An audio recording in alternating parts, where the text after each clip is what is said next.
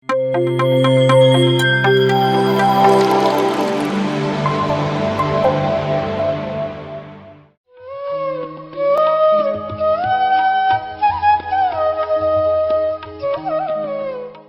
ಹೆಸರು ಮಂಜುನಾಥ್ ಅಂತ, ವೃತ್ತಿಯಲ್ಲಿ ಆರ್ಕಿಟೆಕ್ಟ್. ನನ್ನದೇ ಸ್ವಂತ ಆರ್ಕಿಟೆಕ್ಟ್ ಆಫೀಸ್ ಇದೆ. ನಾನು ಪತ್ರಿಜಿಯವರ ಕಾಂಟ್ಯಾಕ್ಟ್ಗೆ 2007ರಲ್ಲಿ ಬಂದೆ. ಮತ್ತು ಆಗ ಏನಾಯಿತು ಅಂದರೆ, ಎಲ್ಲ ಧ್ಯಾನ ಪದ್ಧತಿಗಳ ರೀತಿಲೇ, ಯಾಕಂದ್ರೆ ನಾನು ಅದು ಪಿರಮಿಡ್ ಏನು ಡಿಸೈನ್ ಮಾಡ್ತಿದ್ದಾರೋ ಅವು ನಾನು ಕ್ಲಾಸ್ಮೇಟ್ ಆಗಿದ್ವಿ. ಆ ಒಂದ್ಸತಿ ಅವ್ರನ್ನ ಭೇಟಿ ಮಾಡಿದಾಗ ಫಸ್ಟು ನಾನು ಬೇರೆ ಬೇರೆ ಧ್ಯಾನ ಮಾರ್ಗಗಳನ್ನ ನೋಡಿದ್ದೆ ಅವಾಗ, ಆಲ್ರೆಡಿ SSY ಅದೆಲ್ಲ.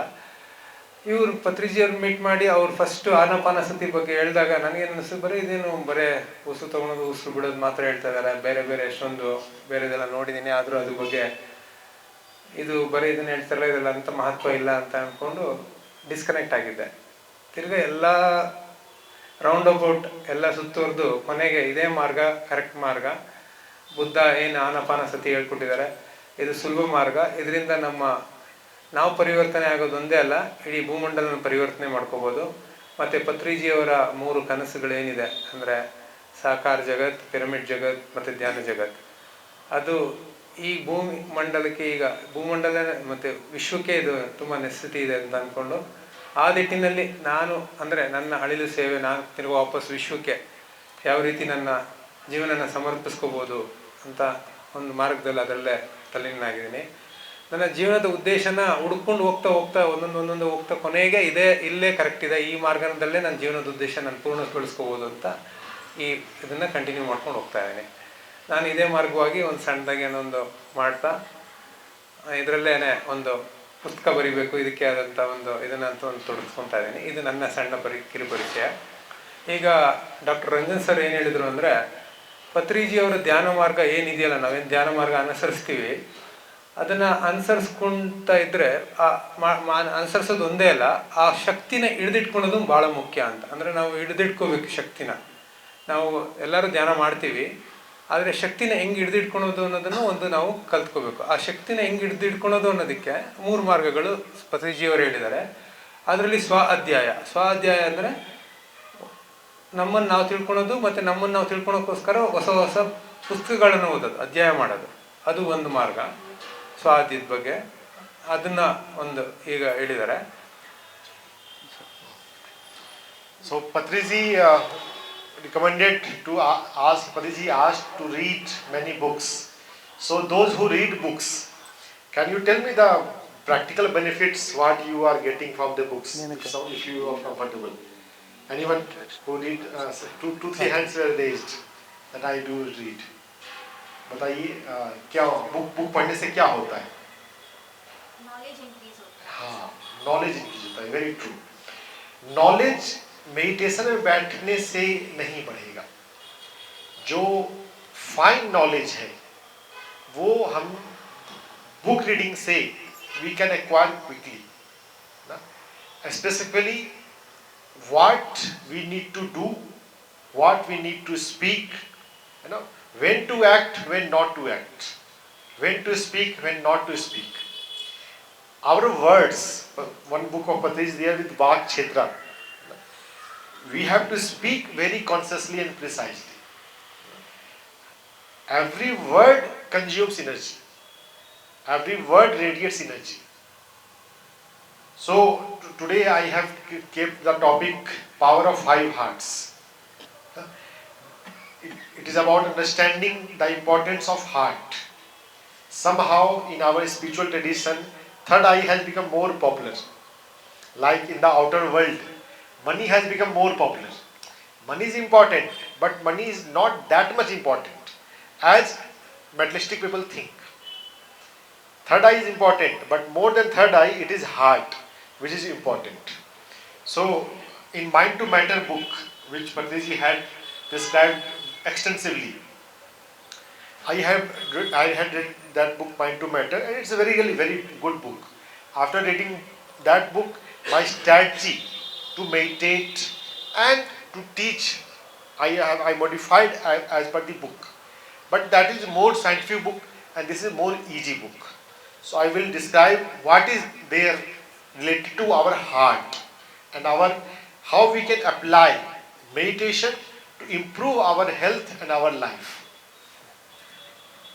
ಈಗ ಅವರು ಫಸ್ಟ್ ಕಿರುಪರಿಚಯ ಅವ್ರದ್ದು ಮಾಡಿಕೊಟ್ರಲ್ಲ, ಅದನ್ನು ಮೊದಲು ಹೇಳ್ತೀನಿ. ಅವರು ಮೂಲತಃ ಬಿಹಾರದವರು. ಅವರು ಮಹಾರಾಷ್ಟ್ರದಲ್ಲಿ ಅವರ MBBS ಡಾಕ್ಟರ್ನ ಪದವಿನ ತೊಗೊಂಡ್ರು. 2005ರಲ್ಲಿ ಅವರು ಪತ್ರಿಜಿಯವರ ಸಂಪರ್ಕಕ್ಕೆ ಬಂದರು ಮತ್ತು 2009-10ರಲ್ಲಿ ಅಲ್ಲಿ ನಡೆದಂಥ ಒಂದು ಕಾನ್ಫರೆನ್ಸಲ್ಲಿ ಅವರು ಒಗ್ಗೂಡಿ ಅವರು ಅದನ್ನು ಆ ಮಾರ್ಗನ ಕರೆಕ್ಟ್ ಅಂದ್ಕೊಂಡು, ಅಂದರೆ ಹೀಲ್ ವಿತೌಟ್ ಪಿಲ್ಸ್ ಅಂತ, ಅಂದರೆ ನಾವು ವಿತೌಟ್ ಪಿಲ್ಸ್ ವಿತೌಟ್ ಮೆಡಿಸನ್ ಹೆಂಗೆ ಹೀಲ್ ಮಾಡ್ಕೋಬೋದು ಅನ್ನೋ ಒಂದು ಕ್ಷೇತ್ರದಲ್ಲಿ ಅವರು ಪ್ರಾವೀಣ್ಯತೆ ಪಡೆಯೋದಕ್ಕೋಸ್ಕರ ಅದ್ರ ಮಾರ್ಗದಲ್ಲಿ ಅವರ ಅನ್ವೇಷಣೆನ ಸ್ಟಾರ್ಟ್ ಮಾಡ್ತಾ ಹೋದರು. ಅದು ಅವರ ಒಂದು ವೈಯಕ್ತಿಕ ಪರಿಚಯ. ಈಗ ಅವ್ರು ಏನು ಹೇಳಿದ್ರು ಅಂದರೆ, ಅವಾಗ ನಾವು ಹೇಳಿದ್ವಿ ನಾವು ಮೆಡಿಟೇಷನ್ ಮಾಡಿದ್ದು ಶಕ್ತಿನ ಹಿಡಿದಿಟ್ಕೋಬೇಕು ಅಂತ ಹೇಳಿದ್ರೆ ತುಂಬ ಮಾರ್ಗಗಳಿದ್ದಾವೆ ಅಂತ. ಅದು ಸ್ವಾಧ್ಯಾಯದ ಒಂದು ಮಾರ್ಗ. ಆದರೆ ಸ್ವಾಧ್ಯಾಯ ಅಂದರೆ ಬರೀ ಅದು ಓದಿದ್ದು ಮಾತ್ರ ಅಲ್ಲ. ಓದೋದು ನಾವು ಸೈಂಟಿಫಿಕ್ ಬುಕ್ಸ್ ಓದ್ತೀವಿ ಅಥವಾ ಬೇರೆ ಬೇರೆ ಬುಕ್ಸ್ ಓದ್ತೀವಿ, ಅದಲ್ಲ. ಅದು ಮಾತ್ರ ನಾವು ವೈಜ್ಞಾನಿಕವಾಗಿ ಓದೋ ಬುಕ್ಸ್ಗಿಂತ ನಾವು ನಮ್ಮ ಆಧ್ಯಾತ್ಮಿಕವಾಗಿ ಧ್ಯಾನಕ್ಕೆ ಸಂಬಂಧಪಟ್ಟಂಗೆ ಏನು ಮಾಡ್ತೀವಿ, ಏನು ಓದ್ತೀವಿ, ಅದರಿಂದ ನಾವು ಏನು ಶಕ್ತಿನ ಒಳಗೂಡಿಸ್ಕೊತೀವಿ ಅನ್ನೋದು ಒಂದು. ಮತ್ತು ನೆಕ್ಸ್ಟ್ ಏನಂದರೆ, ಮಾತನ್ನು ನಾವು ನಮ್ಮ ಶಕ್ತಿನ ಎಲ್ಲೆಲ್ಲಿ ಕಳಿಸ್ತೀವಿ ಆಚೆ ಕಡೆ, ಅಂದರೆ ಮಾತಿನ ಮುಖಾಂತರ ಆಚೆ ಕಳಿಸ್ತೀವಿ ಅಥವಾ ನಾವು ಕ್ರೋಧದ ಮುಖಾಂತರ ಆಚೆ ಕಳಿಸ್ತೀವಿ, ಅದನ್ನು ಹೆಂಗೆ ಹಿಡಿದಿಟ್ಕೋಬೇಕು ಅಂದರೆ ಪತ್ರಿಜಿಯವರೊಂದು ವಾಕ್ಕ್ಷೇತ್ರ ಅಂತ ಒಂದು ಬುಕ್ ಅವರು ಬರೆದಿದ್ರು. ಅದರಲ್ಲಿ ಹೇಳ್ತಿರೋದು ನಮ್ಮ ಮಾತು ಹೆಂಗಿರಬೇಕು ಅಥವಾ ಮೌನ ಹೇಗಿರಬೇಕು, ನಾವು ಮಾತಾಡಿದ್ದು ಎಷ್ಟು ಆಳವಾಗಿರಬೇಕು, ಮಾತು ಅದೇ ಮೊದಲಿಂದನೂ ಹೇಳಿದ್ದಾರೆ ಎಲ್ಲರೂ, ಮಾತು ಮುತ್ತಿನಂತೆ ಇರಬೇಕು ಅಂತ. ಸೊ ಮಾತು ಎಷ್ಟು ಬೇಕು ಮಿತವಾಗಿರಬೇಕು. ಮಾತನ್ನ ಮಾತಾಡ್ಬೇಕಾದ್ರೆ ಅದಕ್ಕೆ ಮನಸ್ಸಾಪೂರ್ವಕವಾಗಿ ಮಾತಾಡಬೇಕು, ಅದು ಒಂದು ಪಾಯಿಂಟು.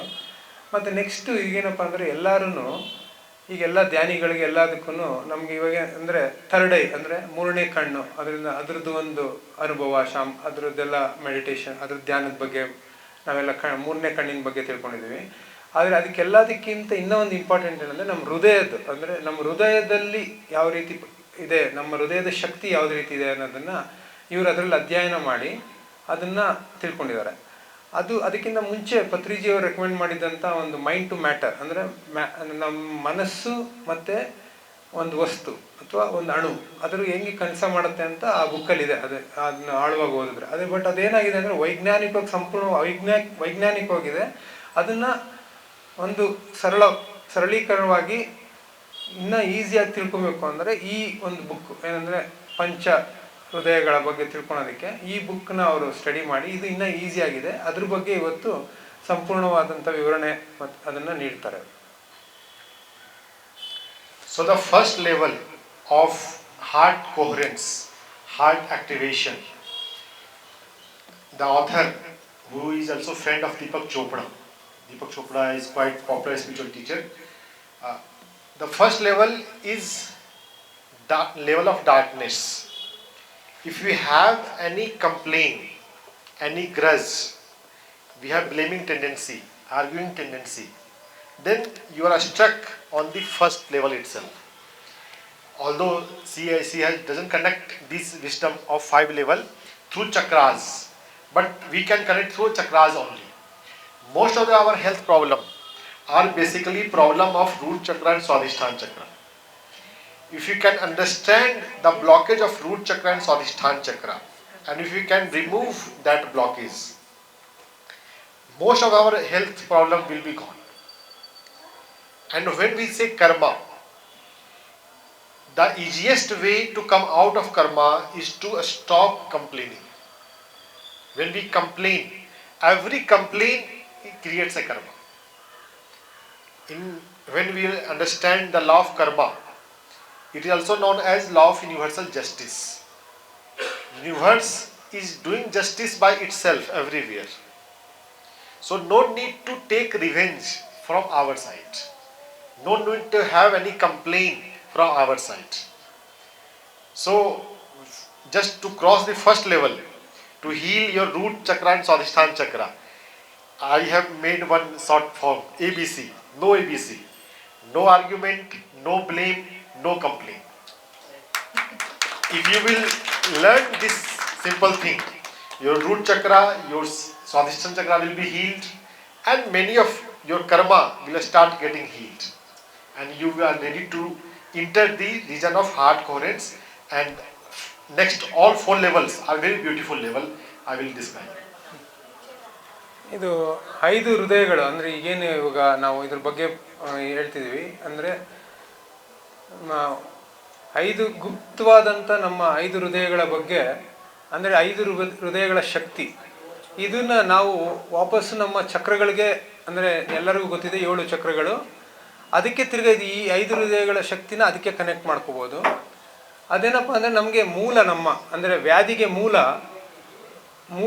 ಮೇಜರ್, ಅಂದರೆ ಯಾವ್ಯಾವ್ದು ನಮ್ಮ ಮೇಜರ್ ಕಾಯಿಲೆಗಳಿದೆ ಅದಕ್ಕೆ ಮೂಲ ನಮ್ಮ ಮೂಲಾಧಾರ ಮತ್ತು ಸ್ವಾಧಿಷ್ಠಾನ. ಅದರದ್ದೇ ಮೂಲದಿಂದನೇ ನಮಗೆ ಆದಂಥ ಕಾಯಿಲೆಗಳಿಗೆ ಅವೆರಡು ಚಕ್ರ ತುಂಬ ಕಾರಣ ಆಗಿದೆ. ಆ ಚಕ್ರಗಳನ್ನ ಹೀಲ್ ಮಾಡ್ಕೋಬೇಕು ಅಥವಾ ಆ ಚಕ್ರ ಬಗ್ಗೆ ತಿಳ್ಕೊಬೇಕು ಅಂತ ಅದನ್ನು ಸಮರ್ಪಕವಾಗಿ ಇದು ಮಾಡ್ಕೋಬೇಕು ಅಂದರೆ ಮೊದಲೇ ನಾವೇನಪ್ಪ ಅಂದರೆ ಒಬ್ಬರ ಮೇಲೆ ನಾವು ಅಪಾದನೆ ಹೇಳೋದು, ಅಂದರೆ ಕಂಪ್ಲೇಂಟ್ ಹೇಳೋದು, ಅದನ್ನು ಫಸ್ಟ್ ಬಿಡೋದು. ಅದೊಂದು ಬಿಟ್ಟರೆ ಫಸ್ಟ್ ಮೇಜರ್ ನಮ್ಮ ಒಂದು ತುಂಬ ಕಾಯಿಲೆಗಳು ಅದರಿಂದ ವಾಸಿ ಆಗುತ್ತೆ ಅಂತ. ಅದಕ್ಕಿಂತ ಅವ್ರೇನು ಮಾಡಿದ್ದಾರೆ, ಇದನ್ನೆಲ್ಲ ಒಗ್ಗೂಡಿಸಿ ಅದಕ್ಕೆ ABC ಅಂತ ಒಂದು ಫಾರ್ಮುಲಾ ಮಾಡಿದ್ದಾರೆ.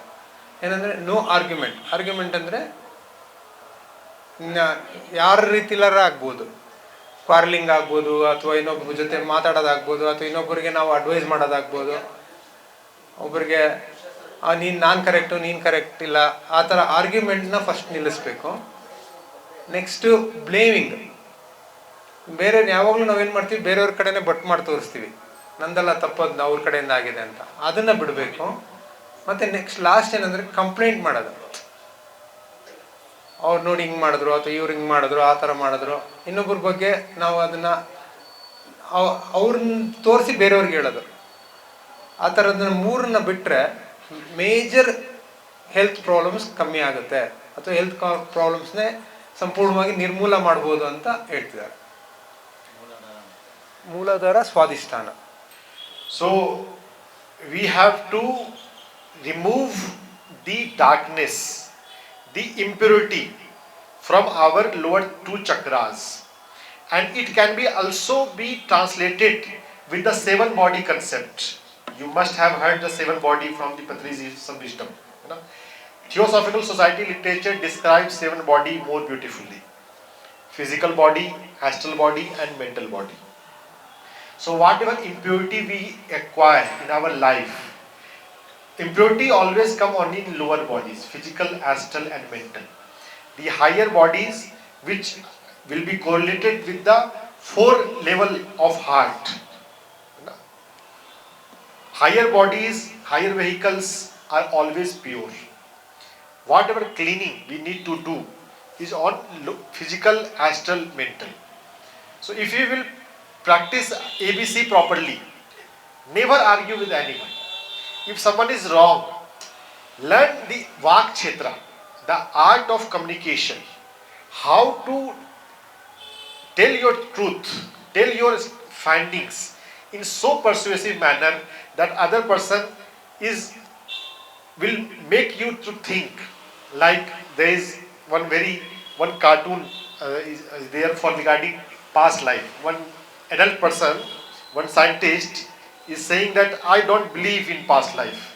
There is a small child, and he says, earlier I also not used to believe. ಇವರು ಇದು ಎಲ್ಲದಕ್ಕೂ 2 ಚಕ್ರ, ಮೂಲಾಧಾರ ಮತ್ತು ಸ್ವಾಧಿಷ್ಠಾನ ಅಂತ ಏನು ಹೇಳಿದ್ವಲ್ಲ, ಈಗ ಪತ್ರಿಜಿ ಅವರು ಮತ್ತು ಒಂದು ಹೇಳಿದರೆ 7 ಅಂದರೆ ನಮ್ಮ 7 ದೇಹ ಮಾರ್ಗಗಳು, ಅದು ಅನ್ನಮಯ ಕೋಶ, ಪ್ರಾಣಮಯ ಕೋಶ, ಮನೋಮಯ ಕೋಶ, ಆ ಥರ 7 ಕೋಶಗಳಿದೆ. ಅದ್ರ ಎಕ್ಸ್ಪ್ಲೇನ್ ಮಾಡ್ತಾರೆ. ನಮ್ಮ ಕಾಯಿಲೆಗಳಿಗೆ ಎಲ್ಲದಕ್ಕೂ ಮೂಲ ಕೆಳಗಡೆ 3, ಅಂದರೆ ಅನ್ನಮಯ, ಪ್ರಾಣಮಯ ಮತ್ತು ಮನೋಮಯ. ಇದು 3ರಿಂದನೇ ಎಲ್ಲ ಕಾಯಿಲೆಗಳು ಹುಟ್ಕೊತಾ ಇರೋದು. ಅಂದರೆ ಅನ್ನಮಯ ಶರೀರದಿಂದ, ಅಥವಾ ನಾವು ಮನಸ್ಸಿನಿಂದ, ಅಥವಾ ಪ್ರಾಣಶಕ್ತಿಯಿಂದ. ಈ 3 ಪ್ರಾಣಶಕ್ತಿ ಎಲ್ಲಿ ಚೆನ್ನಾಗಿ ಒಳಹೊಕ್ಕಲ್ವೋ ಅಲ್ಲಿ ಕಾಯಿಲೆಗಳು ಬರುತ್ತೆ. ಅನ್ನ ಮೂಲ, ಅನ್ನದಾರ, ಅನ್ನ ನಾವೇನು ಊಟ ಮಾಡ್ತೀವಲ್ಲ ಅದು ಸರಿಯಾಗಿ ಇಲ್ದಿದ್ದರೆ ಅದರಿಂದ ಬರುತ್ತೆ. ಮತ್ತು ಮನೋಮಯ ಕೋಶದಲ್ಲಿ ಅಂದರೆ ನಾವು ಮನಸ್ಸಿನಲ್ಲಿ ಏನೇನು ಯೋಚನೆ ಆಲೋಚನೆಗಳ ಮುಖಾಂತರ ಕಾಯಿಲೆಗಳು ಬರುತ್ತೆ. ಅಂದರೆ ಈಗಿರೋ ಸ್ಥಿತಿ ಎಲ್ಲ ಕಾಯಿಲೆಗಳಿಗೆ ಸಂಬಂಧಪಟ್ಟಂಗೆ ಎಲ್ಲ ವಿವರಣೆ ತಗೊಂಡ್ರೆ ಈ 3 ಚಕ್ರದಿಂದ ಇದೆ. ಇನ್ನು ಮಿಕ್ಕಿದ ಮೇಲ್ಗಡೆ ಇರೋ ಕೋಶಗಳಿಂದ ಜನರಲಿ ಈ ಕಾಯಿಲೆಗಳ ಥರದ್ದು ಯಾವುದೂ ಬರೋದಿಲ್ಲ ಅಂತ ಹೇಳ್ತಾರೆ. ಹೀಗೆ ಇದೇ ರೀತಿ ಒಂದು ಏನಕ್ಕೆ ಮತ್ತೆ ಎಲ್ಲರೂ ಕರ್ಮಗಳು, ಹಿಂದಿನ ಜನ್ಮದ ಕರ್ಮ ಅದೆಲ್ಲ ಏನು ಮಾತಾಡ್ತಿದೀವಲ್ಲ, ಕರ್ಮಗಳೆಲ್ಲ ಏನು ಕರ್ಮ ಅಂತ ಏನು ಹೇಳ್ತೀವಲ್ಲ, ಅದೆಲ್ಲ ನಾವು ಮಾಡೋ ಒಂದು ಕಾರ್ಯಗಳಿಂದನೇ ಬರೋದು. ಮತ್ತು ಹಿಂದಿನ ಜನ್ಮದ ಕರ್ಮದ ಬಗ್ಗೆ ಅಥವಾ ಹಿಂದಿನ ಜನ್ಮದ ಬಗ್ಗೆ ಅವ್ರಿಗೆ ಒಬ್ಬ ವಯಸ್ಸಾದವ್ರು ಹೇಳ್ತಿದ್ರು, ನನಗೆ ಅದೆಲ್ಲ ಹಿಂದಿನ ಜನ್ಮದಲ್ಲೆಲ್ಲ ನನಗೆ ನಂಬಿಕೆ ಇಲ್ಲ ಅಂತ ಒಂದು ಕಾರ್ಟೂನ್ ತೋರಿಸಿದ್ರಂತೆ. ಹಿಂದಿನ ಜನ್ಮದಲ್ಲೆಲ್ಲ ನನಗೆ ನಂಬಿಕೆ ಇಲ್ಲ ಅಂತ ಒಬ್ರು ವಯಸ್ಸಾದವ್ರು ಹೇಳಿದ್ದಾರೆ. ಆದರೆ ಅದ್ರ ಪಕ್ಕದಲ್ಲಿದ್ದಂಥ ಚಿಕ್ಕ ಹುಡುಗ ಹೇಳ್ತಾನಂತೆ, ನನಗೆ ಅರ್ಥ ಆಗಿದೆ ಹಿಂದಿನ ಜನ್ಮದ ಏನು ಅಂದರೆ ಅವ್ರಿಗೆ ಹೇಳ್ತಿರೋದು, ಇವ್ರನ್ನ ನೋಡಿದ ತಕ್ಷಣ ಆ ಹುಡುಗನಿಗೆ ಗೊತ್ತಾಗಿದೆ, ಓ ಇದೇನು ಹಿಂದಿನ ಜನ್ಮದ್ದು ಇವ್ರಿಗೆ ಏನು ಲಿಂಕ್ ಇದೆ ಅಂತೇಳಿ. ಸೊ ಆ ಹುಡುಗನಿಗೆ ಗೊತ್ತಾಗಿದೆ, ಬಟ್ ಇವ್ರಿಗಿನ್ನ ಗೊತ್ತಾಗಿಲ್ಲ ಅನ್ನೋ ಒಂದು ಇದನ್ನ ಹೇಳ್ತಿದ್ದಾರೆ. So never do argument. Learn to tell your statements, your findings in complaining manner, in a very strong manner. So it is basically art of communication. If you will not waste your words, if you will not speak single word unnecessarily, you will acquire that quality. That which Patriji described as Vak Kshetra. And I am describing it as ABC, no argument, no blame, no complaint. The second level, when you are coming out of negativity has reduced significantly. Now the positive state starts with the beginning, that your heart gives you so much energy that you are always energetic, you are always in action mode. I want to do something. So when the second level is energy, level of fire, level of energy, you are always energetic. In this book as well as in Mind to Matter, they describe heart coherence meditation. When I will make you to meditate, in the last 5 minutes we will do heart coherence. So the basic level of heart coherence starts from here, that just become, when you are breathing, become aware of your heart. If you are aware of your heart, then that's the first level of heart coherence. And you will have so much energy if you are connected to your heart. So we have to become mindful of breath. That's true. In Anapanasati we become aware of breath. Beside breath, become mindful of your heart. If your meditation has become so much mature that you can simultaneously focus on your heart, that's well and good. Also feel your heart. And sometimes some of early meditators do complain that my mind is wavering here and there.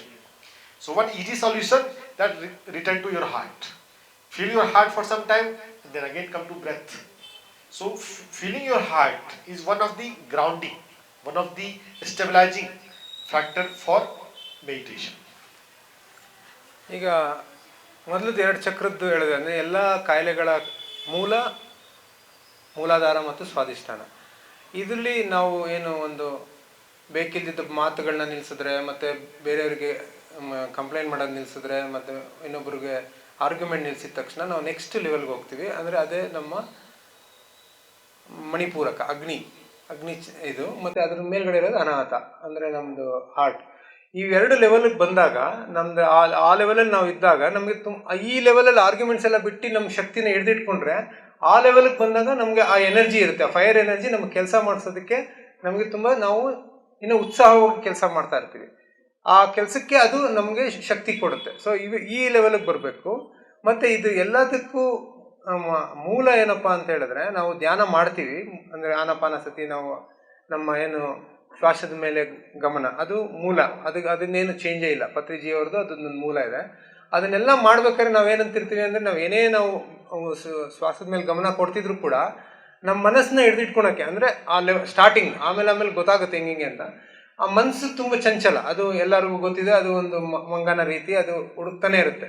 ಯಾವ್ದು ಬೇಡೋ ಅದನ್ನು ಹುಡುಕ್ತಾನೆ ಇರುತ್ತೆ. ಅದಕ್ಕೆ ಎಷ್ಟೊಂದು ಜನ ಒಂದೊಂದು ಮಾದರಿ ಹೇಳ್ಕೊಟ್ಟಿದ್ದಾರೆ ನಮಗೆ, ಹೆಂಗೆ ನಾವೊಂದು ನಮ್ಮದೇ ಆದಂಥ ಟ್ಯಾಗ್ಗಳು ಮಾಡ್ಕೋಬೇಕು, ಅದನ್ನು ಎಲ್ಲೆಲ್ಲೇ ಬಿಡಬೇಕು ಅಂತ. ಆದರೂ ಕೂಡ ಅದಕ್ಕಿಂತ ಒಂದು ಇವಾಗಿಂದ ಇವರು ಕಂಡುಹಿಡ್ಕೊಂಡಿರೋದ್ರಲ್ಲಿ ಏನಪ್ಪ ಅಂದರೆ, ನಾವು ವಾಪಸ್ ನಮ್ಮ ಹೃದಯದ ಕಡೆಗೆ, ಅಂದರೆ ಹೃದಯದ ಗಮನ ಕಡೆಗೆ, ಆ ಹೃದಯನ ಇಟ್ಕೊಂಡು ಅಲ್ಲಿ ಅಂದ್ರೆ ಹೃದಯ ಅಂದ್ರೆ ಅದು ಪ್ರೇಮಮಯ, ಅದನ್ನೇ ಅಹಂ ಪ್ರೇಮಸ್ಮಿ ಅಂತಾರೆ. ಆ ಪ್ರೇಮಮಯದ ಮೇಲೆ ನಾವು ಬ್ರೆತ್ನ ಕಾನ್ಸಂಟ್ರೇಟ್ ಮಾಡಿಕೊಂಡು ಅದರ ಹೃದಯದ ಕಡೆ ಗಮನ ಕೊಟ್ಕೊಂಡು ನಾವು ಧ್ಯಾನ ಮಾಡ್ತಾ ಹೋದ್ರೆ ಆ ಧ್ಯಾನ ಮನಸ್ಸಿನ ಚಿಂತೆಗಳು, ಯೋಚನೆಗಳನ್ನ ನಾವೊಂದು ಹತೋಟಿಗೆ ತರ್ಬೋದು ಅಂತ ಹೇಳ್ತಾರೆ. That is the third level. Okay. Okay. The first level of heart coherence, after coming out of negativity, after stopping ABC, the first level of heart coherence is just becoming aware. The next level is then we focus on the quality, virtue of heart. What is the quality of heart? Love, friendship. Patriji used to tell, I am friend of everyone. So when we will reach to this level of heart coherence, we will become friend for everyone. So focus on the virtue of heart, that is love. And Louis Hay says the love starts from the self-love. Unless you are loving yourself, you can't give love to anyone else. And that's why the term attachment comes. Even sometimes when parents are caring for their child with that mindset that in old age my child will become my support, is it true love? No, it is conditional love, that they will care. Love, true love is always unconditional. When we expect, that is a business, that I am giving you something and you give me something. I am wishing you happy birthday on your birthday and you wish happy birthday on my birthday. If you are not wishing happy birthday on my birthday, then you are not my friend. People do like this. So this is not true love. The next level of heart coherence, the third level, starts with the self-love. In practice, when we will do heart coherence at the end of meditation, we can radiate love vibration to our loved one. Mothers can radiate love to their children. For mothers or for parents, their children are most loved one. So that is the easiest to give love, to activate the quality and virtue of heart. ನಾನು ಆಗಲೇ 3ನೇ ಲೆವೆಲ್ದು ಆಗಲೇ ಹೇಳ್ಬಿಟ್ಟೆ, but ಅದನ್ನು ಕ್ಷಮಿಸಿ. ಅದು ಏನಂದರೆ ಈಗ ಅಂದರೆ 3ನೇ ಲೆವೆಲ್ ಅಂದರೆ ಹೃದಯದಲ್ಲಿ ನಾವು ಯಾವಾಗಲೂ ಏನಂದರೆ ಪ್ರೇಮಮಯ, ಅದು ಪ್ರೇಮಮಯವಾಗಿದ್ದಷ್ಟು ನಮಗೆ ಆ ಧ್ಯಾನದ ಶಕ್ತಿ ಇದೆಲ್ಲ ನಾವು ಹೇಳ್ತಾ ಇರೋದೇನಪ್ಪ ಅಂದರೆ ಆನಾಪಾನಸತಿ ಮೂಲ ಧ್ಯಾನದ ಮೂಲ ಮಂತ್ರ. ಅದರಲ್ಲಿ ಇರುವಂಥ ಶಕ್ತಿನ ಹಿಡಿದಿಟ್ಕೊಳೋದಕ್ಕೆ, ಅಂದರೆ ಅದನ್ನು ನಾವು ಮೂಲವಾಗಿ ಹಿಡಿದಿಟ್ಕೊಂಡು, ಇಲ್ಲಾಂದರೆ ಹೋಗ್ತಿರುತ್ತೆ. ಅಂದರೆ ನಿಮ್ಗೆ ಅನಿಸ್ತಿರುತ್ತೆ ನಾವು ಧ್ಯಾನ ಮಾಡಿದ್ವಿ ಆದ್ರೂ ನಮ್ಗೆ ಅದೇ ಲೆವೆಲಲ್ಲಿ ಪೂರ್ತಿ ದಿನ ಇರಲಿಕ್ಕಾಗಲ್ಲ, ಅಥವಾ ಅದೇ ಸ್ಥಿತಿಲಿ ಇರಲಿಕ್ಕಾಗಲ್ಲ ಅಂತ. ಅದಕ್ಕೆ ಕಾರಣನೇ ಇದು. ಅಂದರೆ ನಾವು ಗಾಸಿಪ್ ಮಾಡೋದು, ಆರ್ಗ್ಯುಮೆಂಟ್ ಮಾಡೋದು, ಕಂಪ್ಲೇಂಟ್ ಮಾಡೋದು, ಬ್ಲೇಮ್ ಮಾಡಿದ ತಕ್ಷಣ ಅದು ಎನರ್ಜಿ ಅಲ್ಲಿ ಒಂದು ಸ್ವಲ್ಪ ಕಟ್ ಆಗಿರುತ್ತೆ. ಸೊ ಇದೇ ಥರ ಇದ್ದಾಗ ಮತ್ತೆ ನೆಕ್ಸ್ಟ್ ಏನಪ್ಪ ಅಂದರೆ ನಾವು ಒಂದು ಪ್ರೀತಿ ತೋರಿಸೋದು. ನಮ್ಮದು ಪ್ರೀತಿ ಯಾವಾಗಲೂ ಅಂದರೆ ಒಂದು ಅಪೇಕ್ಷೆ ಇಟ್ಟು ಪ್ರೀತಿ ತೋರಿಸ್ಬಾರ್ದು ಅಂತ. ಅಂದರೆ ಇವಾಗ ಒಂದು ಉದಾಹರಣೆ ಕೊಟ್ಟರು, ಅಥವಾ ತಂದೆ ತಾಯಿ ಮಕ್ಕಳಲ್ಲಿ ಏನು ಮಾಡ್ತಾರೆ ಅಂದರೆ, ನಾವಿವಾಗ ಇವ್ರನ್ನ ಚೆನ್ನಾಗಿ ನೋಡ್ಕೊಂಡ್ರೆ, ಇವ್ರನ್ನ ಹಚ್ಚಿ ಪ್ರೀತಿಯಿಂದ ಬೆಳೆಸಿದ್ರೆ ಮುಂದೆ ನಮ್ಗೆ ಇವರು ನಮ್ಮನ್ನು ನೋಡ್ಕೊತಾರೆ ಅಂತ. ಅದು ನಾವು ಅಪೇಕ್ಷೆ ಪಡ್ತಿರೋದು. ಅಂದರೆ ಅದನ್ನು ಆ ಥರ ಇರಬಾರ್ದು. ನಿರಾಪೇಕ್ಷಣೀಯವಾಗಿ ನಾವು ಪ್ರೀತಿ ತೋರಿಸ್ಬೇಕು. ಅವ್ರು ಮಾಡ್ತಾರೋ ಬಿಡ್ತಾರೋ ನಮ್ಮ ಪ್ರೀತಿನ ಸಂಪೂರ್ಣವಾಗಿ ಅವ್ರಿಗೆ ಅದನ್ನು ನಾವು ಮೊದಲು ಕಲಿತಾಗ ಅದನ್ನು ನಾವು ಅವ್ರ ಮಕ್ಕಳ ಮೇಲೆ ಅಲ್ಲ, ಯಾರ ಹತ್ರನಾರ ಆಗಲಿ, ಅಂದರೆ ಯಾರಿಗಾರ ಒಬ್ರು ಸ್ನೇಹಿತರಿಗೆ ಅಥವಾ ಯಾರಿಗೊಬ್ರು ಬೇಕಿದ್ದವ್ರಿಗೆ ಅವ್ರು ಬಂದು ನಮ್ಮನ್ನು ಕೇಳಿದಾಗ ನಾವು ಅದೇ ಅವರಿಂದ ಎಕ್ಸ್ಪೆಕ್ಟ್ ಮಾಡಬಾರ್ದು. ಇವಾಗ ನಾವೇನು ಮಾಡ್ತೀವಿ ಅಂದರೆ, ಇವ್ರು ಇನ್ನೊಂದು ಉದಾಹರಣೆ ಕೊಟ್ಟರು ಅಂದರೆ, ನಮ್ಮ ಜನ್ಮದಿನದಲ್ಲಿ ನಾವು ಯಾರಿಗಾರ ವಂದಿಸಿದ್ರೆ ನೆಕ್ಸ್ಟ್ ನಾವು ಎಕ್ಸ್ಪೆಕ್ಟ್ ಮಾಡ್ತೀವಿ, ನನ್ನ ಜನ್ಮದಿನದಿಂದ ಅವ್ನು ಮಾಡ್ತಾನೆ ವಾಪಸ್ ಅಂತ. ಮಾಡಲಿಲ್ಲ ಅಂತ ಹೇಳಿದ್ರೆ ಅವ್ನು ನನ್ನ ಸ್ನೇಹಿತ ಅಲ್ಲ, ಮರ್ತೋಗ್ಬಿಟ್ನಲ್ಲ ಅಂತ. ಅದಲ್ಲ, ಅವ್ರು ಮಾಡ್ತಾರೋ ಬಿಡ್ತಾರೋ ನಿಮ್ಮದಿಂದ ಹೃದಯಪೂರ್ವಕವಾಗಿ ಅವ್ರಿಗೆ ಅವ್ರಿಗೆ ವಂದನೆ ತಿಳಿಸ್ಬೇಕು. ಅದು ಅವಾಗ ತಿಳಿಸಿದಾಗ ನಿಮಗೆ ಅದರಿಂದ ಉಪಯೋಗ ಆಗುತ್ತೋ ಬಿಡುತ್ತೋ ಅದು ನೆಕ್ಸ್ಟು. ಬಟ್ ಆದರೆ ನೀವು ಧ್ಯಾನ ಮಾಡಿದ ಶಕ್ತಿ ನಿಮ್ಮಲ್ಲಿ ಉಳ್ಕೊಳ್ಳುತ್ತೆ, ಅದನ್ನು ಹಿಡಿದಿಟ್ಕೋಬೋದು. ಅದು ಒಂದನೇ ಮಾರ್ಗ. ಸೊ ಈ ರೀತಿಯಾಗಿ ನಾವು ಏನು ಅಪೇಕ್ಷಿಸದೆ ಪ್ರೀತಿ ತೋರಿಸೋದು ಧ್ಯಾನದ ಶಕ್ತಿನ ಹಿಡಿದಿಟ್ಕೊಳಕ್ಕೆ ಅದು 3ನೇ ಮಾರ್ಗ ಅಂತ ಹೇಳ್ತೀವಿ. So the first level of heart coherence, in which we are breathing with the awareness of heart, that will generate energy, abundance of energy in your body. You will feel so energetic, you will not get tired if you are breathing with the awareness of heart. That will activate your Manipur chakra. When your solar chakra is active, you will not get tired easily. You will always have abundance of energy. Second level of heart coherence, when you are giving love unconditionally, at least to your child. And this heart practice of heart coherence, giving love to your children and obviously to other person, and then it will become more serious and advanced in next level. This practice of this level of heart coherence will give you a good clarity. When you have abundance of energy, you can do a lot, but it is not that always you need to be in active mode. Where is your duty? Where is your role? At that time you need to be active. In the story of Mahabharata, there is that Bimbisara or Ghatotkacha. In the Krishna using his chakra eliminated one character who was very powerful and coming in the role. And his role is not there in that war, but he is coming because he has energy, but there is no buddhi. So this heart coherence, becoming aware of heart, that is the first level of heart coherence. And then giving love, at least to your children, will give you clarity in your life, what to do. And whenever you have to take any decision, if you have dilemma, what I should do, never do anything when you have less clarity. This book describes one very powerful method called heart pause. By practicing heart pause for 1 minute, if you are already a meditator, it will increase your clarity in your life. How I will describe what is the heart pause. It's very easy practice. Whenever you have to decide something and you are not sure what I should do, put your hand on your heart. अपने हाथ अपने हृदय पर रख लें सभी लोग, and close your eyes for 1 minute. If you have anything in your life for which you have to decide what I should do now, after feeling your heart for 1 minute, you can go for that issue. Feel your heart for 1 minute.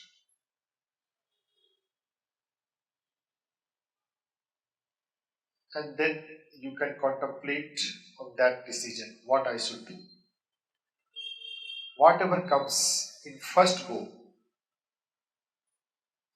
that is the right decision, perfect decision for you. If you got your answer regarding your decision, you can open your eyes, or you can continue to feel your heart and feel on that issue for 1 minute. ಮೊದಲನೇದು ನಾವೇನು ಕೆಳಗಡೆ ಅದು ಅರ್ಥ ಆಗಿರ್ಬೋದು ಎಲ್ಲರಿಗೂ, ನಾವು ಒಬ್ಬೊಬ್ಬರ ಮೇಲೆ ಬ್ಲೇಮ್ ಮಾಡಬಾರ್ದು, ಆರ್ಗ್ಯೂ ಮಾಡಬಾರ್ದು ಅಂತ. ಅದರಿಂದ ಎನರ್ಜಿ ಸ್ಟೋರ್ ಆಗುತ್ತೆ, ಶಕ್ತಿ ನಮ್ಮಲ್ಲೇ ಉಳ್ಕೊಳ್ಳುತ್ತೆ. ಎರಡನೇದು ನಾವು ಪ್ರೇಮ, ಅಂದರೆ ನಾವು ಪ್ರೀತಿ ತೋರಿಸೋದ್ರಿಂದ, ಯಾರ ಮೇಲೆ ತೋರಿಸಿಲ್ಲ ಅದನ್ನು ಅಟ್ಲೀಸ್ಟ್ ನಮ್ಮ ಮಕ್ಕಳ ಮೇಲೆ ಸಂಪೂರ್ಣವಾಗಿ ನಾವು ಪ್ರೀತಿ ತೋರಿಸಿದ್ರೆ ಅದರಲ್ಲಿ ಒಂದು ಶಕ್ತಿ ಉಳ್ಕೊಳುತ್ತೆ.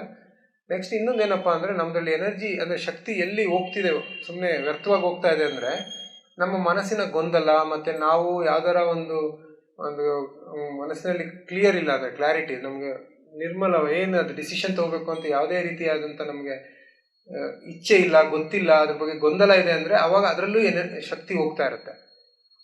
ನಮ್ಗೆ ಏನೇ ಒಂದು ಮಾಡ್ಬೇಕಾದ್ರೆ ಅಥವಾ ನಾವು ಏನೇ ಕಾರ್ಯ ಮಾಡಬೇಕಾದ್ರೆ ಅದನ್ನು ನಿಚ್ಚಳವಾಗಿ ನಾವು ಅದಕ್ಕೊಂದು ಕರೆಕ್ಟೋ ತಪ್ಪು ಅಂತ, ಅದು ತಪ್ಪಿದೆಯೋ ಅಥವಾ ಸರಿ ಇದೆಯೋ, ಅದನ್ನು ಮಾಡ್ಬೋದೋ ಇಲ್ವೋ ಅನ್ನೋದಕ್ಕೆ ನಾವು ಮೆಡಿಟೇಷನ್ ಮಾಡ್ತಾ ನಮ್ಮ ಕೈನ ಹೃದಯದ ಮೇಲೆ ಇಟ್ಕೊಂಡು, ಅಂದರೆ ಕಣ್ಣು ಮುಚ್ಚಿಬಿಟ್ಟು ನೀವೇನು ಮಾಡಬೇಕು ಅಥವಾ ನೀವೇನು ಯಾವ್ದ್ರ ಬಗ್ಗೆ ಥಿಂಕ್ ಮಾಡ್ತಿದ್ದೀರಾ ಅಥವಾ ಯಾವ್ದ್ರ ಬಗ್ಗೆ ನೀವು ಒಂದು ಡಿಸಿಷನ್ ತೊಗೋಬೇಕು ಅದನ್ನು ಮನಸ್ಸಿನಲ್ಲಿ ಯೋಚನೆ ಮಾಡಿಕೊಂಡು ಧ್ಯಾನ ಮಾಡ್ತಾ ಹೃದಯದ ಮೇಲೆ ಕೈ ಇಟ್ಕೊಂಡು ನೀವು ಅದ್ರ ಬಗ್ಗೆ ಯೋಚನೆ ಮಾಡ್ತಿದ್ದಾಗ ಅದು ನೀವು ಮಾಡಬೇಕು ಅಥವಾ ಬೇಡ ಅಂತ ಫಸ್ಟ್ ನಿಮ್ಮ ಮನಸ್ಸಿಗೆ ಬಂತು ಅಂದರೆ ಇದನ್ನು ಮುನ್ನುಗ್ಗು ಆಗುತ್ತೆ ಅಂತ ಹೇಳಿದ್ರೆ ಮುನ್ನುಗ್ಗೋದು, ಇಲ್ಲ ಈ ಕಾರ್ಯದಲ್ಲಿ ಬೇಡ ಅಂತ ಅದರಲ್ಲಿ ಬಂತು ಅಂದರೆ ಮುನ್ನುಗ್ಗಬಾರ್ದು.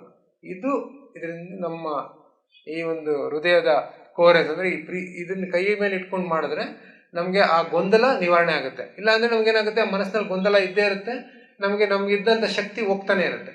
ಅದು ನಿಮ್ಗೆ ಅದು ಗೊತ್ತಿರ್ಬೋದು, ನಿಮ್ಗೆ ಏನೋ ಒಂದು ಬಗ್ಗೆ ತೊಗೋಬೇಕು, ಡಿಸಿಷನ್ ತೊಗೋಬೇಕು ಅಂದರೆ ಇವತ್ತು ಇರುತ್ತೆ, ನಾಳೆನೂ ಇರುತ್ತೆ, ನಾಡಿದ್ದು ಕಂಟಿನ್ಯೂ ಆಗ್ತಾ ಇರುತ್ತೆ, ಮಾಡಬೇಕಾ ಬೇಡವಾ ಅಂತ. ಆ ಥರ ಗೊಂದಲ ಇದ್ದಿದ ತಕ್ಷಣ ಇಮಿಡಿಯೇಟಾಗಿ ನಿಮ್ಮ ಕೈನ ನಿಮ್ಮ ಹೃದಯದ ಮೇಲೆ ಇಟ್ಕೊಂಡು ಧ್ಯಾನ ಸ್ಥಿತಿಗೆ ಹೋಗಿ ಅದ್ರ ಬಗ್ಗೆ ಯೋಚನೆ ಮಾಡಿ ಮಾಡಬೇಕು ಬೇಡ ಅಂತ ಏನು ಹೇಳುತ್ತೆ ಅದು ಹೃದಯ ಹೇಳುತ್ತೆ. ಅದನ್ನು ನೀವು ಮಾಡ್ತಾ ಪ್ರಾಕ್ಟೀಸ್ ಮಾಡಿದ್ರೆ ಅದು ನಿಮ್ಗೆ ಗೊತ್ತಾಗುತ್ತೆ, ಅದ್ರ ಮೇಲೆ ಮುಂದುವರಿಸ್ಬೋದು ಅಂತ ಹೇಳ್ತಾರೆ. Did you get answer of your decision what I should do? See, our logical mind, our social mind gives justification that because money is getting involved or social prestige or respect is getting involved, so you should do this. But your heart doesn't worry about money or social respect. So whatever your heart tells, always listen to your heart. And it is similar to your soul, your inner voice. अपना voice silent कर ले, बीच में ना बजे तो अच्छा है. Listen your heart whenever, for every decision. कभी भी अपना कोई भी काम ऐसा ना करें जब आप डायलेमा में हो. हमें धरती पर बार बार जन्म लेना पड़ता है. We make so many mistakes. One of the reason कि we are acting without awareness, without mindfulness, without contemplation. Although literature describes 300 to 400 lifetime, but in this lifetime we can get enlightened for sure. But only if you will start taking your every decision as per your heart. Even when you have to speak, how much I should speak? If your heart is saying to speak, then speak. Otherwise, be a listener. We are forgetting the skill of listening. Whenever two persons are talking, most of the time, when someone has not stopped in front of you, and if you are talking, then you are not doesn't know how to talk. हमें बात करना भी नहीं आता, दूसरा भी कुछ बोल ही रहा है और हम अपना बोलना शुरू करते हैं. This is blunder, and that's why most of our experience gets wasted. This single lifetime is enough to complete all of your earth experience, but provided you value every experience, you talk consciously, and you take every decision with listening your heart. ಎಲ್ಲದಕ್ಕೂ ಮೂಲ ಮಾತು ಅಂತ ಹೇಳ್ತಿದ್ದಾರೆ. ಅಂದರೆ ನಾವು ಮಾತೇ ನಮಗೆಲ್ಲ, ನಮ್ಮ ಜನ್ಮಾಂತರಗಳನ್ನ ಅಥವಾ ನಾವು ಇಲ್ಲಿ ತಿರ್ಗಿ ಕಳೀತಾ ಇರಬೇಕಾಗತ್ತೆ. ಅಂದರೆ ನಾವು ತಿರ್ಗಾ ಪುನರಪಿ ಜನನಂ ಪುನರಪಿ ಮರಣಂ ಅಂತ ಏನು ಹೇಳ್ತಿದಾರಲ್ಲ, ಇದೆಲ್ಲ ನಡೀತಾ ಇರೋದು ಮಾತಿನ ಮೇಲೇನೆ. ಅಂದರೆ ನಮ್ಮ ಮಾತು ಹೇಗೆ ಆಡ್ತೀವಿ, ನಾವೇನೋ ಒಂದು ಅದಕ್ಕೋಸ್ಕರ ನಾವು ತಿರ್ಗಾ ಅದನ್ನು ನೀವು ಬೇಕಾದ್ರೆ ಯೋಚನೆ ಮಾಡ್ತಾ ಹೋದ್ರೆ ಗೊತ್ತಾಗುತ್ತೆ. ಏನೋ ಒಂದು ಹೇಳ್ತೀವಿ ನಾವು, ಹೀಗೆ ಅವ್ರದ್ದೇನೋ ಯಾವುದೋ ಒಂದು ಸಮಸ್ಯೆಗೆ ನಾನು ಹೆಂಗಾರಾಗಲಿ ನಾನು ನಿನ್ನ ಸಮಸ್ಯೆ ತೀರಿಸ್ತೀನಿ ಅಂತ ಸುಮ್ಮನೆ ಹೇಳ್ಬಿಟ್ರೆ, ಆ ಸಮಸ್ಯೆ ತೀರ್ಲಿಲ್ಲ ಅಂದರೆ ನಾವು ತಿರ್ಗಾ ಆ ಸಮಸ್ಯೆ ತೀರ್ಸೋಕ್ಕೆ ಅವ್ರು ಇನ್ನೊಂದು ಜನ್ಮ ತಗೊಂಡ್ರೆ ನಾವು ಅದಕ್ಕೆ ಇನ್ನೊಂದು ಜನ್ಮ, ಯಾಕಂದ್ರೆ ನಾವು ಮಾತಾಡ್ಬಿಟ್ಟಿದ್ದೀವಿ ಆಲ್ರೆಡಿ. ಸೊ ಮಾತಾಡೋದಕ್ಕೆ ಮುಂಚೆ ಅರಿವಿನಿಂದ ಮಾತಾಡ್ಬೇಕು. ಅಂದರೆ ಗೊಂದಲದಲ್ಲಿ ಯಾವುದೇ ರೀತಿಯಾದಂಥ ಮಾತಾಡಬೇಡಿ. ಎಲ್ಲಾನು ಮುಖ್ಯವಾಗಿ ನಡೀತಾ ಇರೋದೇ ಮಾತಿನ ಮುಖಾಂತರನೇ. ಮಾತೇ ನಮ್ಮ ಎಲ್ಲ ಜೀವನದ ನಮ್ಮ ಶಕ್ತಿನ ಇಟ್ಕೊಳಕ್ಕೂ ಅದೇ, ಶಕ್ತಿ ಕಳ್ಕೊಳೋದಕ್ಕೂ ಅದೇ, ಮತ್ತೆ ನಮ್ಮ ಜನ್ಮಗಳಿಗೂ ಅದೇ ಕಾರಣ. ಈ ಮಾತನ್ನ ನಾವು ಅರಿವಿನಿಂದ ಮಾಡಿದ್ರೆ, ಅಥವಾ ಮಾತನ್ನ ನಮ್ಮ ಮನಸ್ಸಿನ ಮುಖಾಂತರ, ಅಂದರೆ ಎಲ್ಲರೂ ಮೊದಲಿಂದ ಹಿರಿಕರು ಎಲ್ಲರೂ ಹೇಳಿದ್ದಾರೆ, ನಿಮ್ಮ ಹೃದಯದ ಮಾತನ್ನ ಕೇಳಿ, ಅಥವಾ ಮಾತಾಡ್ಬೇಕಾದ್ರೆ ಹೃದಯದ ಮೂಲಕ ಮಾತಾಡಿ. ಮೇಲಿಂದ ಬರೋ ಮಾತು ನಮ್ಗೇನಾಗುತ್ತೆ ಅಂದರೆ ಅದರಲ್ಲಿ ಏನು ನಮ್ಗೇನು ಅದರಿಂದ ಒಳಿತಿದೆ, ನಮ್ಗೇನು ಅದರಿಂದ ಸಿಗುತ್ತೆ, ಅಥವಾ ಅದರಿಂದ ನಮ್ಗೆ ಹಣಕಾಸು ಸಿಗುತ್ತಾ, ಅಥವಾ ನಮ್ದು ಹಣಕಾಸು ಹೋಗುತ್ತಾ, ಅದು ಲಾಜಿಕಲ್ ಥಿಂಕಿಂಗ್. ಅಂದರೆ ಅದು ಬರೀ ಅದನ್ನ ಮಾತ್ರ ಥಿಂಕ್ ಮಾಡ್ತಿರುತ್ತೆ. ಹೃದಯ ಅದನ್ನ ಯಾವುದು ಥಿಂಕ್ ಮಾಡಲ್ಲ. ಹೃದಯ ಏನಿದ್ರು ಅದೇನು ನೈಜವಾಗಿದೆ ಅಥವಾ ಸತ್ಯ ಏನಿದೆ ಅದನ್ನೇ ಹೇಳ್ತಾ ಇರುತ್ತೆ. ಅದನ್ನ ನಾವು ಕೇಳೋದಿಲ್ಲ, ಯಾಕೆಂದ್ರೆ ಹೃದಯ ಒಳಗಡೆ ಇದೆ, ಹೇಳ್ತಿರಲ್ಲ, ಮೇಲ್ಗಡೆ ಮಾತ್ರ ತುಂಬಾ ತುಂಬಾ ಒಂಥರ ವಟ ವಟ ವಟ ವಟ ಅಂತಿರುತ್ತೆ, ಅದನ್ನ ಕೇಳ್ಬಿಡ್ತೀವಿ ನಾವು. ಆ ಒಂದು ಕ್ಷಣ ನಾವು ಹೃದಯಕ್ಕೆ ಇಳಿದು, ಹೃದಯನ ನಾವು ಹೃದಯದಲ್ಲಿ ಇಟ್ಕೊಂಡು ಕೇಳಿದ್ರೆ ನಾವು ಮೌನವಾಗಿರ್ಬೇಕಾ ಇರಬಾರ್ದಾ ಅಂತ ಒಂದು ಗೊತ್ತಾಗುತ್ತೆ. ಮತ್ತು ನೆಕ್ಸ್ಟ್ ನಾವೇನಪ್ಪ ಅಂದರೆ ಯಾವಾಗ್ಲೂ ಎದುರುಗಡೆ ಅವ್ರು ಏನು ಮಾತಾಡ್ತಾರೆ ಅಥವಾ ಏನು ಹೇಳೋದಕ್ಕಿಂತ ಮುಂಚೆನೇ ನಾವು ಮಾತು ಸ್ಟಾರ್ಟ್ ಮಾಡಿಬಿಡ್ತೀವಿ. ಅಂದರೆ ಅವ್ರಿಗೆ ನಾವು ಕಾಲಾವಕಾಶನೇ ಕೊಡಲ್ಲ. ಅವ್ರು ಬಂದಿದ ತಕ್ಷಣ ನಮ್ಗೆ ಮೊದಲೇ ಪೂರ್ವಾರ್ಜಿತ ಒಂದಿರುತ್ತೆ. ಅವ್ರು ನೋಡಿದ ತಕ್ಷಣ ಇವ್ರು ಇದಕ್ಕೆ ಬಂದಿದ್ದಾರೆ, ಅವ್ರು ಅದಕ್ಕೆ ಬಂದಿಲ್ದೇ ಇರ್ಬೋದು ಅಥವಾ ಅವ್ರೇನೋ ಬೇರೆ ಮಾತಾಡಕ್ಕೆ ಬಂದಿರ್ಬೋದು. ಆದರೆ ನಾವು ಪೂರ್ವ ನಿಗದಿತವಾಗಿ ಮಾಡ್ಕೊಂಡಿರ್ತೀವಿ. ಇವ್ರು ಬಂದಿದ್ದಾರೆ, ಅಲ್ಲಿಂದ ಬರ್ಬೇಕಾದ್ರೆ ಒಂದು ನೋಡಿಕೊಂಡು ಇವ್ರು ಇದಕ್ಕೆ ಬಂದಿದ್ದಾರೆ ಅಂತ ಪಟ ನಾವೇನೋ ಮಾತಾಡ್ತೀವಿ. ಆ ಮಾತೇನಾಗುತ್ತೆ ಅಂದರೆ ನಾವು ಮಾತಾಡಿದ್ದನ್ನೇ ಅದು ನಮ್ಮ ಕರ್ಮಗಳಾಗಿ ಆಗುತ್ತೆ ನಮಗೆ. ಸೊ ಅದರಿಂದ ಯಾವಾಗಲೂ ಆದಷ್ಟು ನಾವು ಮೌನವಾಗಿದ್ದು ಅವರು ಎದುರುಗಡೆಯವ್ರಿಗೆ ನಾವು ಸರದಿ ಕೊಟ್ಟು ಅದು ನಮ್ಗೆ ಸೂಕ್ತವಾಗಿದೆಯಾ, ನಮ್ಮ ಅರಿವಿನಲ್ಲಿದೆಯಾ, ನಾವು ಮಾತಾಡಿದ್ದು ಅವ್ರಿಗೆ ಅನುಗುಣವಾಗಿದೆಯಾ ಅಂತ ಹೇಳಿದ್ರೆ ಮಾತಾಡಬೇಕು. ಇಲ್ಲ ಅಂದರೆ ಮೌನವಾಗಿರ್ಬೇಕು.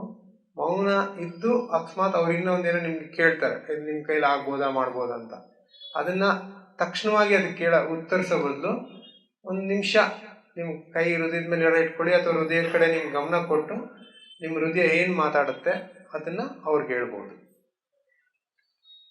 So 5 level of heart coherence. In the first level, we have to stop argument, blaming and complaining.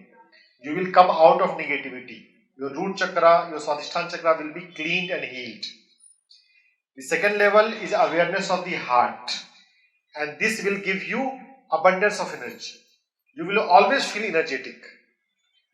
The third level is when you give love unconditionally, especially to your child, and this will give you clarity. Or for proper clarity, you can ask your heart for 1 minute whenever you have any dilemma. Never do anything when you have not clarity. हम अंधेरे में तीर चलाएंगे, that will be waste. If you are working without clarity, that experience, that time is wastage. Do with clarity. If you feel to do, then do for sure. If you don't feel to do, have courage to say no. In our society, we are not able to say no many times. You can understand, you can some device, some method that why you want to, means by when some you will feel why I should not to do, but to convince other person, you need to have some mastery, some skill, how to explain. But if you will explain, other person will get to know. Never do anything when your heart is saying no. Otherwise, you will create new karma and your journey will go on increasing. Clarity comes from the second level of heart coherence. The third level of heart coherence, when you will increase the boundary of love from your children to your family. In meditation, in the last 5 minutes, in every meditation for last 5 minutes, I guide for the heart coherence. Becoming aware of your heart, that is the first level.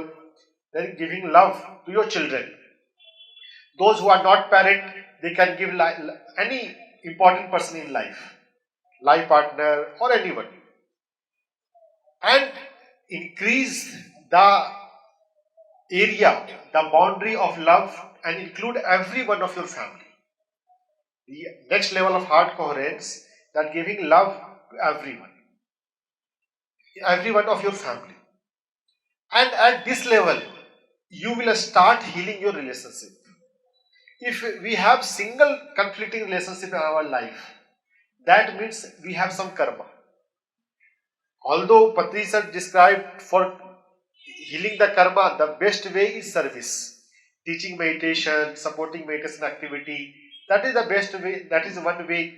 But in meditation, you can pray for the peace of that person.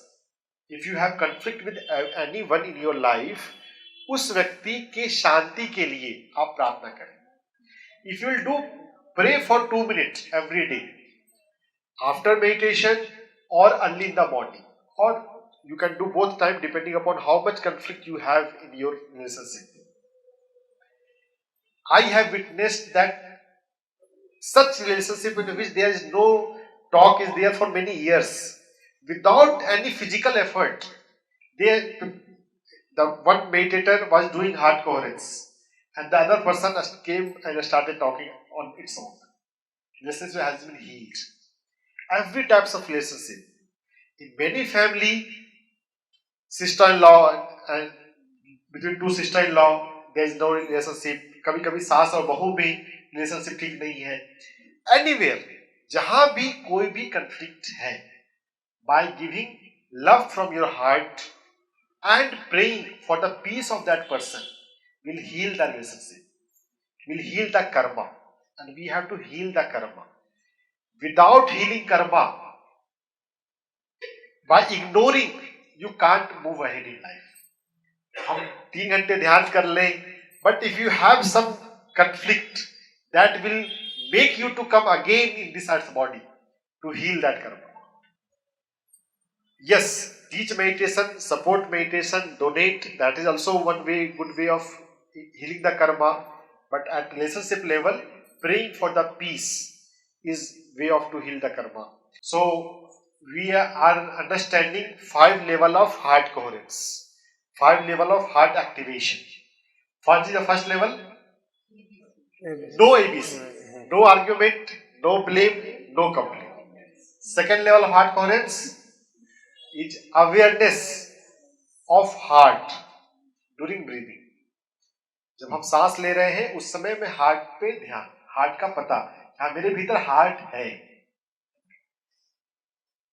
Next level is giving love, unconditional love to children. अपने बच्चों को, अपने जीवन में जो भी loved one है, हम अनकंडीशनल प्यार दें. वैसे तो अनकंडीशनल लव अल्टीमेटली जो 5वां लेवल इसमें आ रहा है, इनलाइटमेंट लेवल, जब हम ब्रह्मर्षि बन जाते हैं तब unconditional love is for everyone. वो भी अभी लेवल आएगा, आई विल डिस्क्राइब. लेकिन अभी एटलीस्ट अपने बच्चों के लिए तो अनकंडीशनल प्यार हम दें. या अगर बच्चे नहीं है, कोई मैरिड नहीं है, बच्चे नहीं है, लाइफ पार्टनर और टू पेरेंट्स, आपके लाइफ में जो भी 1 या 2 महत्वपूर्ण पर्सन है, give unconditional love, unconditional respect to that person. You will enter in that level of heart coherence. और उसके बाद फिर कर्मा को हील करने के लिए जिस व्यक्ति से भी हमें तकलीफ है, उस व्यक्ति की शांति के लिए हमें प्रार्थना करना है. और हार्ट कोहेरेंस, अपने हार्ट से उन्हें हमें शांति भेजनी है. अपने परिवार के हर एक लोगों को शांति भेजनी है. You will enter in the 3rd level of heart coherence. ಈಗ 5 ಹೃದಯದ ಸಂಪರ್ಕಗಳು, ಅದು ಇದನ್ನೇನು ಹೇಳ್ತೀವಿ ಅಂದರೆ ಕೋರೆನ್ಸ್ ಅಂದರೆ, ನಾವು ಧ್ಯಾನ ಏನೇ ಮಾಡೋದ್ರೂ ಅಥವಾ ಇದು 5 ಹೃದಯ ಅಂದರೆ ಬೇರೆ ಬೇರೆ 5 ಹೃದಯಗಳಲ್ಲ, ನಮ್ಮದೇ ಒಂದೇ ಹೃದಯ. ಆದರೆ ಆ ಹೃದಯದ ಮೂಲಕ ನಾವು ಕಳಿಸುವಂಥ ಸಂವಹನಗಳು, ಅಂದರೆ ನಾವು ಕಳಿಸುವಂಥ ಒಂದು ವೇವ್ಲೆನ್ಸ್. ಅದಕ್ಕೆ ಮೊದಲನೇದು ನಮ್ಮದು ಮೂಲ, ಫಸ್ಟು ನಮಗೆ ಒಂದು ಹೃದಯದ ಇದು ಅಂದರೆ ನೀವು ಎಲ್ಲ ಮೊದಲು ಗೊತ್ತಾಗಿದೆ, ABC, ನೋ ABC. ಫಸ್ಟ್ ಅದನ್ನು ಬಿಟ್ಟಿದ ತಕ್ಷಣ ನಮಗೆ ಫಸ್ಟ್ದು ಹೃದಯದ ಸಂವೇದನೆ ಒಂದು ಸಮರ್ಪಕವಾಗುತ್ತೆ. 2ನೇ ಮಾರ್ಗ, ಹೃದಯ ಇದೆ ಅಂದರೆ ನಾವು ಇವಾಗ ಧ್ಯಾನದಲ್ಲಿ ಕುಂತಿರ್ತೀವಿ, ಧ್ಯಾನ ಆನಪಾನ ಸತಿ ಇದೆ, ಅದು ಮೂಲ. ಅದ್ರ ಜೊತೆ ನಮ್ಮ ಹೃದಯದ ಮಿಡಿತ ಅಥವಾ ಹೃದಯದ ಏನು ಹೃದಯದಲ್ಲಿ ನಡೀತಾ ಇದೆ ಅನ್ನೋದನ್ನು ಗಮನಿಸೋದು, ಅರಿವಿನಲ್ಲಿ ಮಾಡೋದು, ಅದು 2ನೇದು. 3ನೇದು, ನಾವು ಯಾವುದೇ ರೀತಿಯಾದಂಥ ಷರತ್ತು ಇಲ್ಲದ ಪ್ರೀತಿ. ಅದನ್ನು ಫಸ್ಟ್ ಮೊದಲನೇದಾಗಿ ನಾವು ಮಾಡೋಕ್ಕಾಗೋದು ಏನಪ್ಪ ಅಂದರೆ ನಮ್ಮ ಮಕ್ಕಳಿಗೆ ಅಥವಾ ನಮ್ಮ ಜೊತೆ ಸಹಧರ್ಮಿಣಿ ಅಥವಾ ಪತಿ ಅಥವಾ ತಂದೆ ತಾಯಿ, ಇದು ಮೂಲ ಫಸ್ಟ್ ಬರುತ್ತೆ. ಇಮಿಡಿಯೇಟಾಗಿ ಗೊತ್ತಾಗುವಂಥದ್ದೇ ಇದಕ್ಕೆ. ನಾವು ಮಕ್ಕಳಿಗೆ ಫಸ್ಟ್ ಬರುತ್ತೆ, ತಂದೆ ತಾಯಿಗೆ, ಆಮೇಲೆ ಮಕ್ಕಳುಗಡೆ ಆ ಪ್ರೀತಿ ಹಂಚ್ತಾ ಹೋದರೆ ಹೃದಯದ. ಇದೆಲ್ಲ ನಡೀತಾ ಇರೋದು ಯಾವಾಗ, ಎಲ್ಲಿ ನಡೀತಾ ಇರೋದು ಅಂದರೆ ನಿಮ್ಮಲ್ಲೇ ನಡೀತಾ ಇರೋದು. ಅಂದರೆ ನೀವು ಧ್ಯಾನದಲ್ಲಿದ್ದೀರಾ, ನೀವು ಹೃದಯದಲ್ಲಿದ್ದೀರಾ, ಹೃದಯ ನೋಡ್ತಾ ಇದ್ದೀರಾ, ಹೃದಯದಲ್ಲಿ ನಿಮ್ಮ ಮಗುವನ್ನು ನೆನೆಸ್ಕೊತೀರಾ ಅಥವಾ ನಿಮ್ಮ ತಂದೆ ನೆನೆಸ್ಕೊಂತೀರಾ ಅಥವಾ ತಾಯಿನ ನೆನೆಸ್ಕೊಂತೀರಾ, ಅಲ್ಲಿ ಅವ್ರಿಗೆ ನಿಮ್ಮ ಪ್ರೀತಿನ ಕೊಡ್ತೀರಾ. ಇದು 3ನೇ ಲೆವೆಲ್ಗೆ ಬರ್ತೀರಾ. ಇದ್ರಲ್ಲಿ 3 ಲೆವೆಲ್ ಬಂದಾಗ ಧ್ಯಾನ ಶಕ್ತಿ ಎಷ್ಟೊಂದಲ್ಲಿ ಅಡಕ ಆಗಿರುತ್ತೆ, ಧ್ಯಾನ ಶಕ್ತಿ ಹೋಗೋಕ್ಕಾಗಲ್ಲ. ಈ ಲೆವೆಲಲ್ಲಿ ನಮಗೆ ನಿಶ್ಚಳವಾದ ಒಂದು ನಾವೇನು ಡಿಸಿಷನ್ ತಗೋಬೇಕು ಅದ್ರ ಬಗ್ಗೆ ಕ್ಲಾರಿಟಿ ಇರುತ್ತೆ, ಅದ ಕ್ಲಾರಿಟಿ ಬರುತ್ತೆ. ಆ ಕ್ಲಾರಿಟಿ ಇನ್ನೂ ಗೊಂದಲ ಇದೆ ಅಂದರೆ ನಿಮ್ಮ ಕೈಗಳನ್ನ ನಿಮ್ಮ ಹೃದಯದ ಮೂಲಕ ಮೇಲೆ ಇಟ್ಕೊಂಡು ಈ ಧ್ಯಾನ ಮಾಡೋ ಅಂದರೆ 3ನೇ ಥರದ್ದು ಮಾಡೋ ಟೈಮಲ್ಲಿ ಮಗುವಿಗೆ ಪ್ರೀತಿ ಹಂಚಿದ್ದೀರಾ, ಅದಾದಮೇಲೆ ಅದ್ರ ಡಿಸಿಷನ್ ಬಗ್ಗೆ ತಿಳ್ಕೊಬೇಕು ಅಂದರೆ ಹೃದಯದ ಮೇಲೆ ಕೈ ಇಟ್ಕೊಂಡು ಅದ್ರ ಬಗ್ಗೆ ಥಿಂಕ್ ಮಾಡಿದ್ರೆ ನಿಮಗೆ ಒಳಗಡೆಯಿಂದ ಹೃದಯದ ಮಾತು ಕೇಳಿಸುತ್ತೆ. ಅದನ್ನೇನು ಮಾಡಬೇಕು ಅಂತ ನೆಕ್ಸ್ಟ್ ನೆಕ್ಸ್ಟ್ ಲೆವೆಲ್, ಅದರ 4ನೇ ಲೆವೆಲ್ ಏನಪ್ಪ ಅಂತಂದರೆ, ಇನ್ನೂ ನಮ್ಮ ಶಕ್ತಿನ ಇಟ್ಕೋಬೇಕು ಅಂದರೆ ನಮ್ಮ ಮಕ್ಕಳು ಅಥವಾ ನಮ್ಮನ್ನು ಬಿಟ್ಟು ನೆಕ್ಸ್ಟ್ ನಮ್ಮ ಸಂಬಂಧಿಕರು, ಅವ್ರಿಗೆ ನಮ್ಮ ಪ್ರೀತಿನ ಇದೆಲ್ಲ ಮಾಡ್ತಾರೆ ನಮ್ಮ ಹೃದಯದ ಮೂಲಕ ಮಾಡಿ. ಒಂದು ಆಳವಾಗಿ ಹೋಗಿದ್ದೀರಾ, ಅದು ಹೇಳ್ತಾರೆ ಯಾವ ಮೂಮೆಂಟಲ್ಲಿ ಇದನ್ನು ಮಾಡಬೇಕು, ಯಾವಾಗ ಅದನ್ನು ಹೃದಯದ ಮೂಲಕ ಸಂವೇದನೆ ಕಳಿಸ್ಬೇಕು ಅಂತ. ಅದನ್ನು ಮಾಡಿದಾಗ ನಮಗೆ ನಮ್ಮ ಕನೆಕ್ಷನ್ನು ಅಥವಾ ನಮ್ಗೆ ಆಗದೇ ಇದ್ದವರು, ನಮ್ಗೆ ಅವ್ರಿಗೆ ಆಗ್ತಾನೆ ಇರಲ್ಲ, ಅವ್ರಿಗೆ ಏನೂ ಬಯಸೋದು ಬೇಡ, ನೀವೇನು ಅವ್ರಿಗೇನು ಹೇಳೋದು ಬೇಡ, ನಿಮ್ಮ ಹೃದಯದ ಮೂಲಕ ಅದನ್ನು ಅವ್ರಿಗೆ ಒಂದು ಕೃತಜ್ಞತಾ ಭಾವ, ಒಳ್ಳೇದಾಗಲಿ ಅವ್ರಿಗೆ, ಇದನ್ನು ನೀವು ಹೇಳಿದ್ರೆ ನಿಮ್ಮ ಕರ್ಮ ಬಂಧನದಿಂದ ಇಳಿತಾ ಬರ್ತೀರಾ ಅಂತ ಹೇಳಿದ್ರು. ಪತ್ರಿಜಿಯವ್ರು ಹೇಳಿದ್ರು, ನೀವು ಧ್ಯಾನ ಇನ್ನೊಬ್ರಿಗೆ ಹೇಳ್ಕೊಡಿ ಅಥವಾ ಇನ್ನೊಬ್ರಿಗೆ ಸರ್ವಿಸ್ ಮಾಡಿ, ಅದು ಎಲ್ಲ ಕರೆಕ್ಟ್. ಆದರೆ ಅದು ಎಲ್ಲದಕ್ಕಿಂತ ಸುಲಭವಾಗಿ ಮಾಡೋವಂಥದ್ದು, ನೀವು ಕುತ್ಕೊಂಡಿದ್ದ ಜಾಗದಲ್ಲೇ ಮಾಡೋವಂಥದ್ದು, ಬೇಗ ಆಗೋವಂಥದ್ದು ಇದು ಅಂತ. ಅಂದರೆ ನೀವು ಕುಂತಲ್ಲೇ ನಿಮ್ಮ ಕರ್ಮಗಳನ್ನ ಇಳಿಸ್ಕೊಂತಾ ಬರ್ಬೋದು ಅಂತ. ಇದು 4ನೇ ಲೆವೆಲ್. ಅಂದರೆ ನಮ್ಮನ್ನು ದಾಟಿ ನೆಕ್ಸ್ಟ್ ನಮ್ಮ ಸಂಬಂಧಿಗಳಲ್ಲಿ ದೂರದಲ್ಲಿ ಅಥವಾ ನಮಗೆ ಆಗದಿದ್ದವ್ರಿಗೆ ನಾವು ಏನೇನು ಮಾಡ್ತಿದ್ವಿ ಅವ್ರಿಗೆ ನಮ್ಮ ಹೃದಯದ ಮೂಲಕ ಪ್ರೀತಿಯ ಸಂವೇದನೆಗಳನ್ನು ಕಳಿಸೋದಕ್ಕೆ ಆ ಮಾರ್ಗದಲ್ಲಿ ಮಾಡಿದ್ರೆ ನಮ್ಮಲ್ಲಿ ನಾವು ಮಾಡಿದಂಥ ಧ್ಯಾನದ ಶಕ್ತಿ ಅಲ್ಲೇ ಉಳ್ಕೊಳ್ಳುತ್ತೆ. ಅದು ನಮ್ಮನ್ನ ಇನ್ನು ಮೇಲ್ಮೇಲೆ ಉನ್ನತವಾಗಿ ಕರ್ಕೊಂಡು ಹೋಗುತ್ತೆ. ನೆಕ್ಸ್ಟ್ ಲೆವೆಲ್ ಏನು ಅಂತ ಅವ್ರು ಹೇಳ್ತಾರೆ. Kabir has described this level as Nindak Niyare Rakhiye, one who complain to you, who criticize you, listen him patiently. And if that person is true, improve yourself, work on yourself. If that person is not true, just ignore it. Bhakti says, don't justify, don't give explanation. Those who are mature, that fellow doesn't need explanation. And whom you are explaining is not going to understand. So never give justification or explanation, but listen patiently. Never block the communication.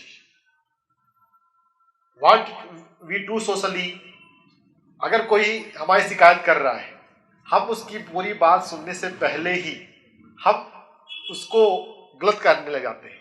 तुमने ठीक नहीं समझा, नहीं मैं ऐसा चाहती हूं, मैं ऐसा करती हूं. First listen. You may get some good point for your self improvement. When you listen patiently your criticism, that is one good way to heal your karma. आपके कई जन्मों के कर्म बहुत जल्दी खत्म हो सकते हैं if you don't stop anyone in front of you if they are complaining. निंदक नियरे राखिए, ये बहुत अच्छी कबीर की टीचिंग है. जब कभी कोई आपकी निंदा करे, क्रिटिसाइज करे, धैर्यपूर्वक उसे सुनिए. ಸಂತ ಕಬೀರ್ ಅವರು ಒಂದು ಮಾತಾಡಿದ್ದಾರೆ, ನಿಮ್ಮನ್ನು ನಿಂದನೆ ಮಾಡಕ್ಕೆ ಬಂದಿರೋ, ಅಂದರೆ ನಿಮ್ಮ ತಪ್ಪುಗಳನ್ನ ತೋರ್ಸಕ್ಕೆ ಬಂದಿರೋರನ್ನ ನೀವು ನಿಜವಾಗ್ಲೂ ಸಮಾಧಾನದಿಂದ ಕೇಳಿ ಅದನ್ನು.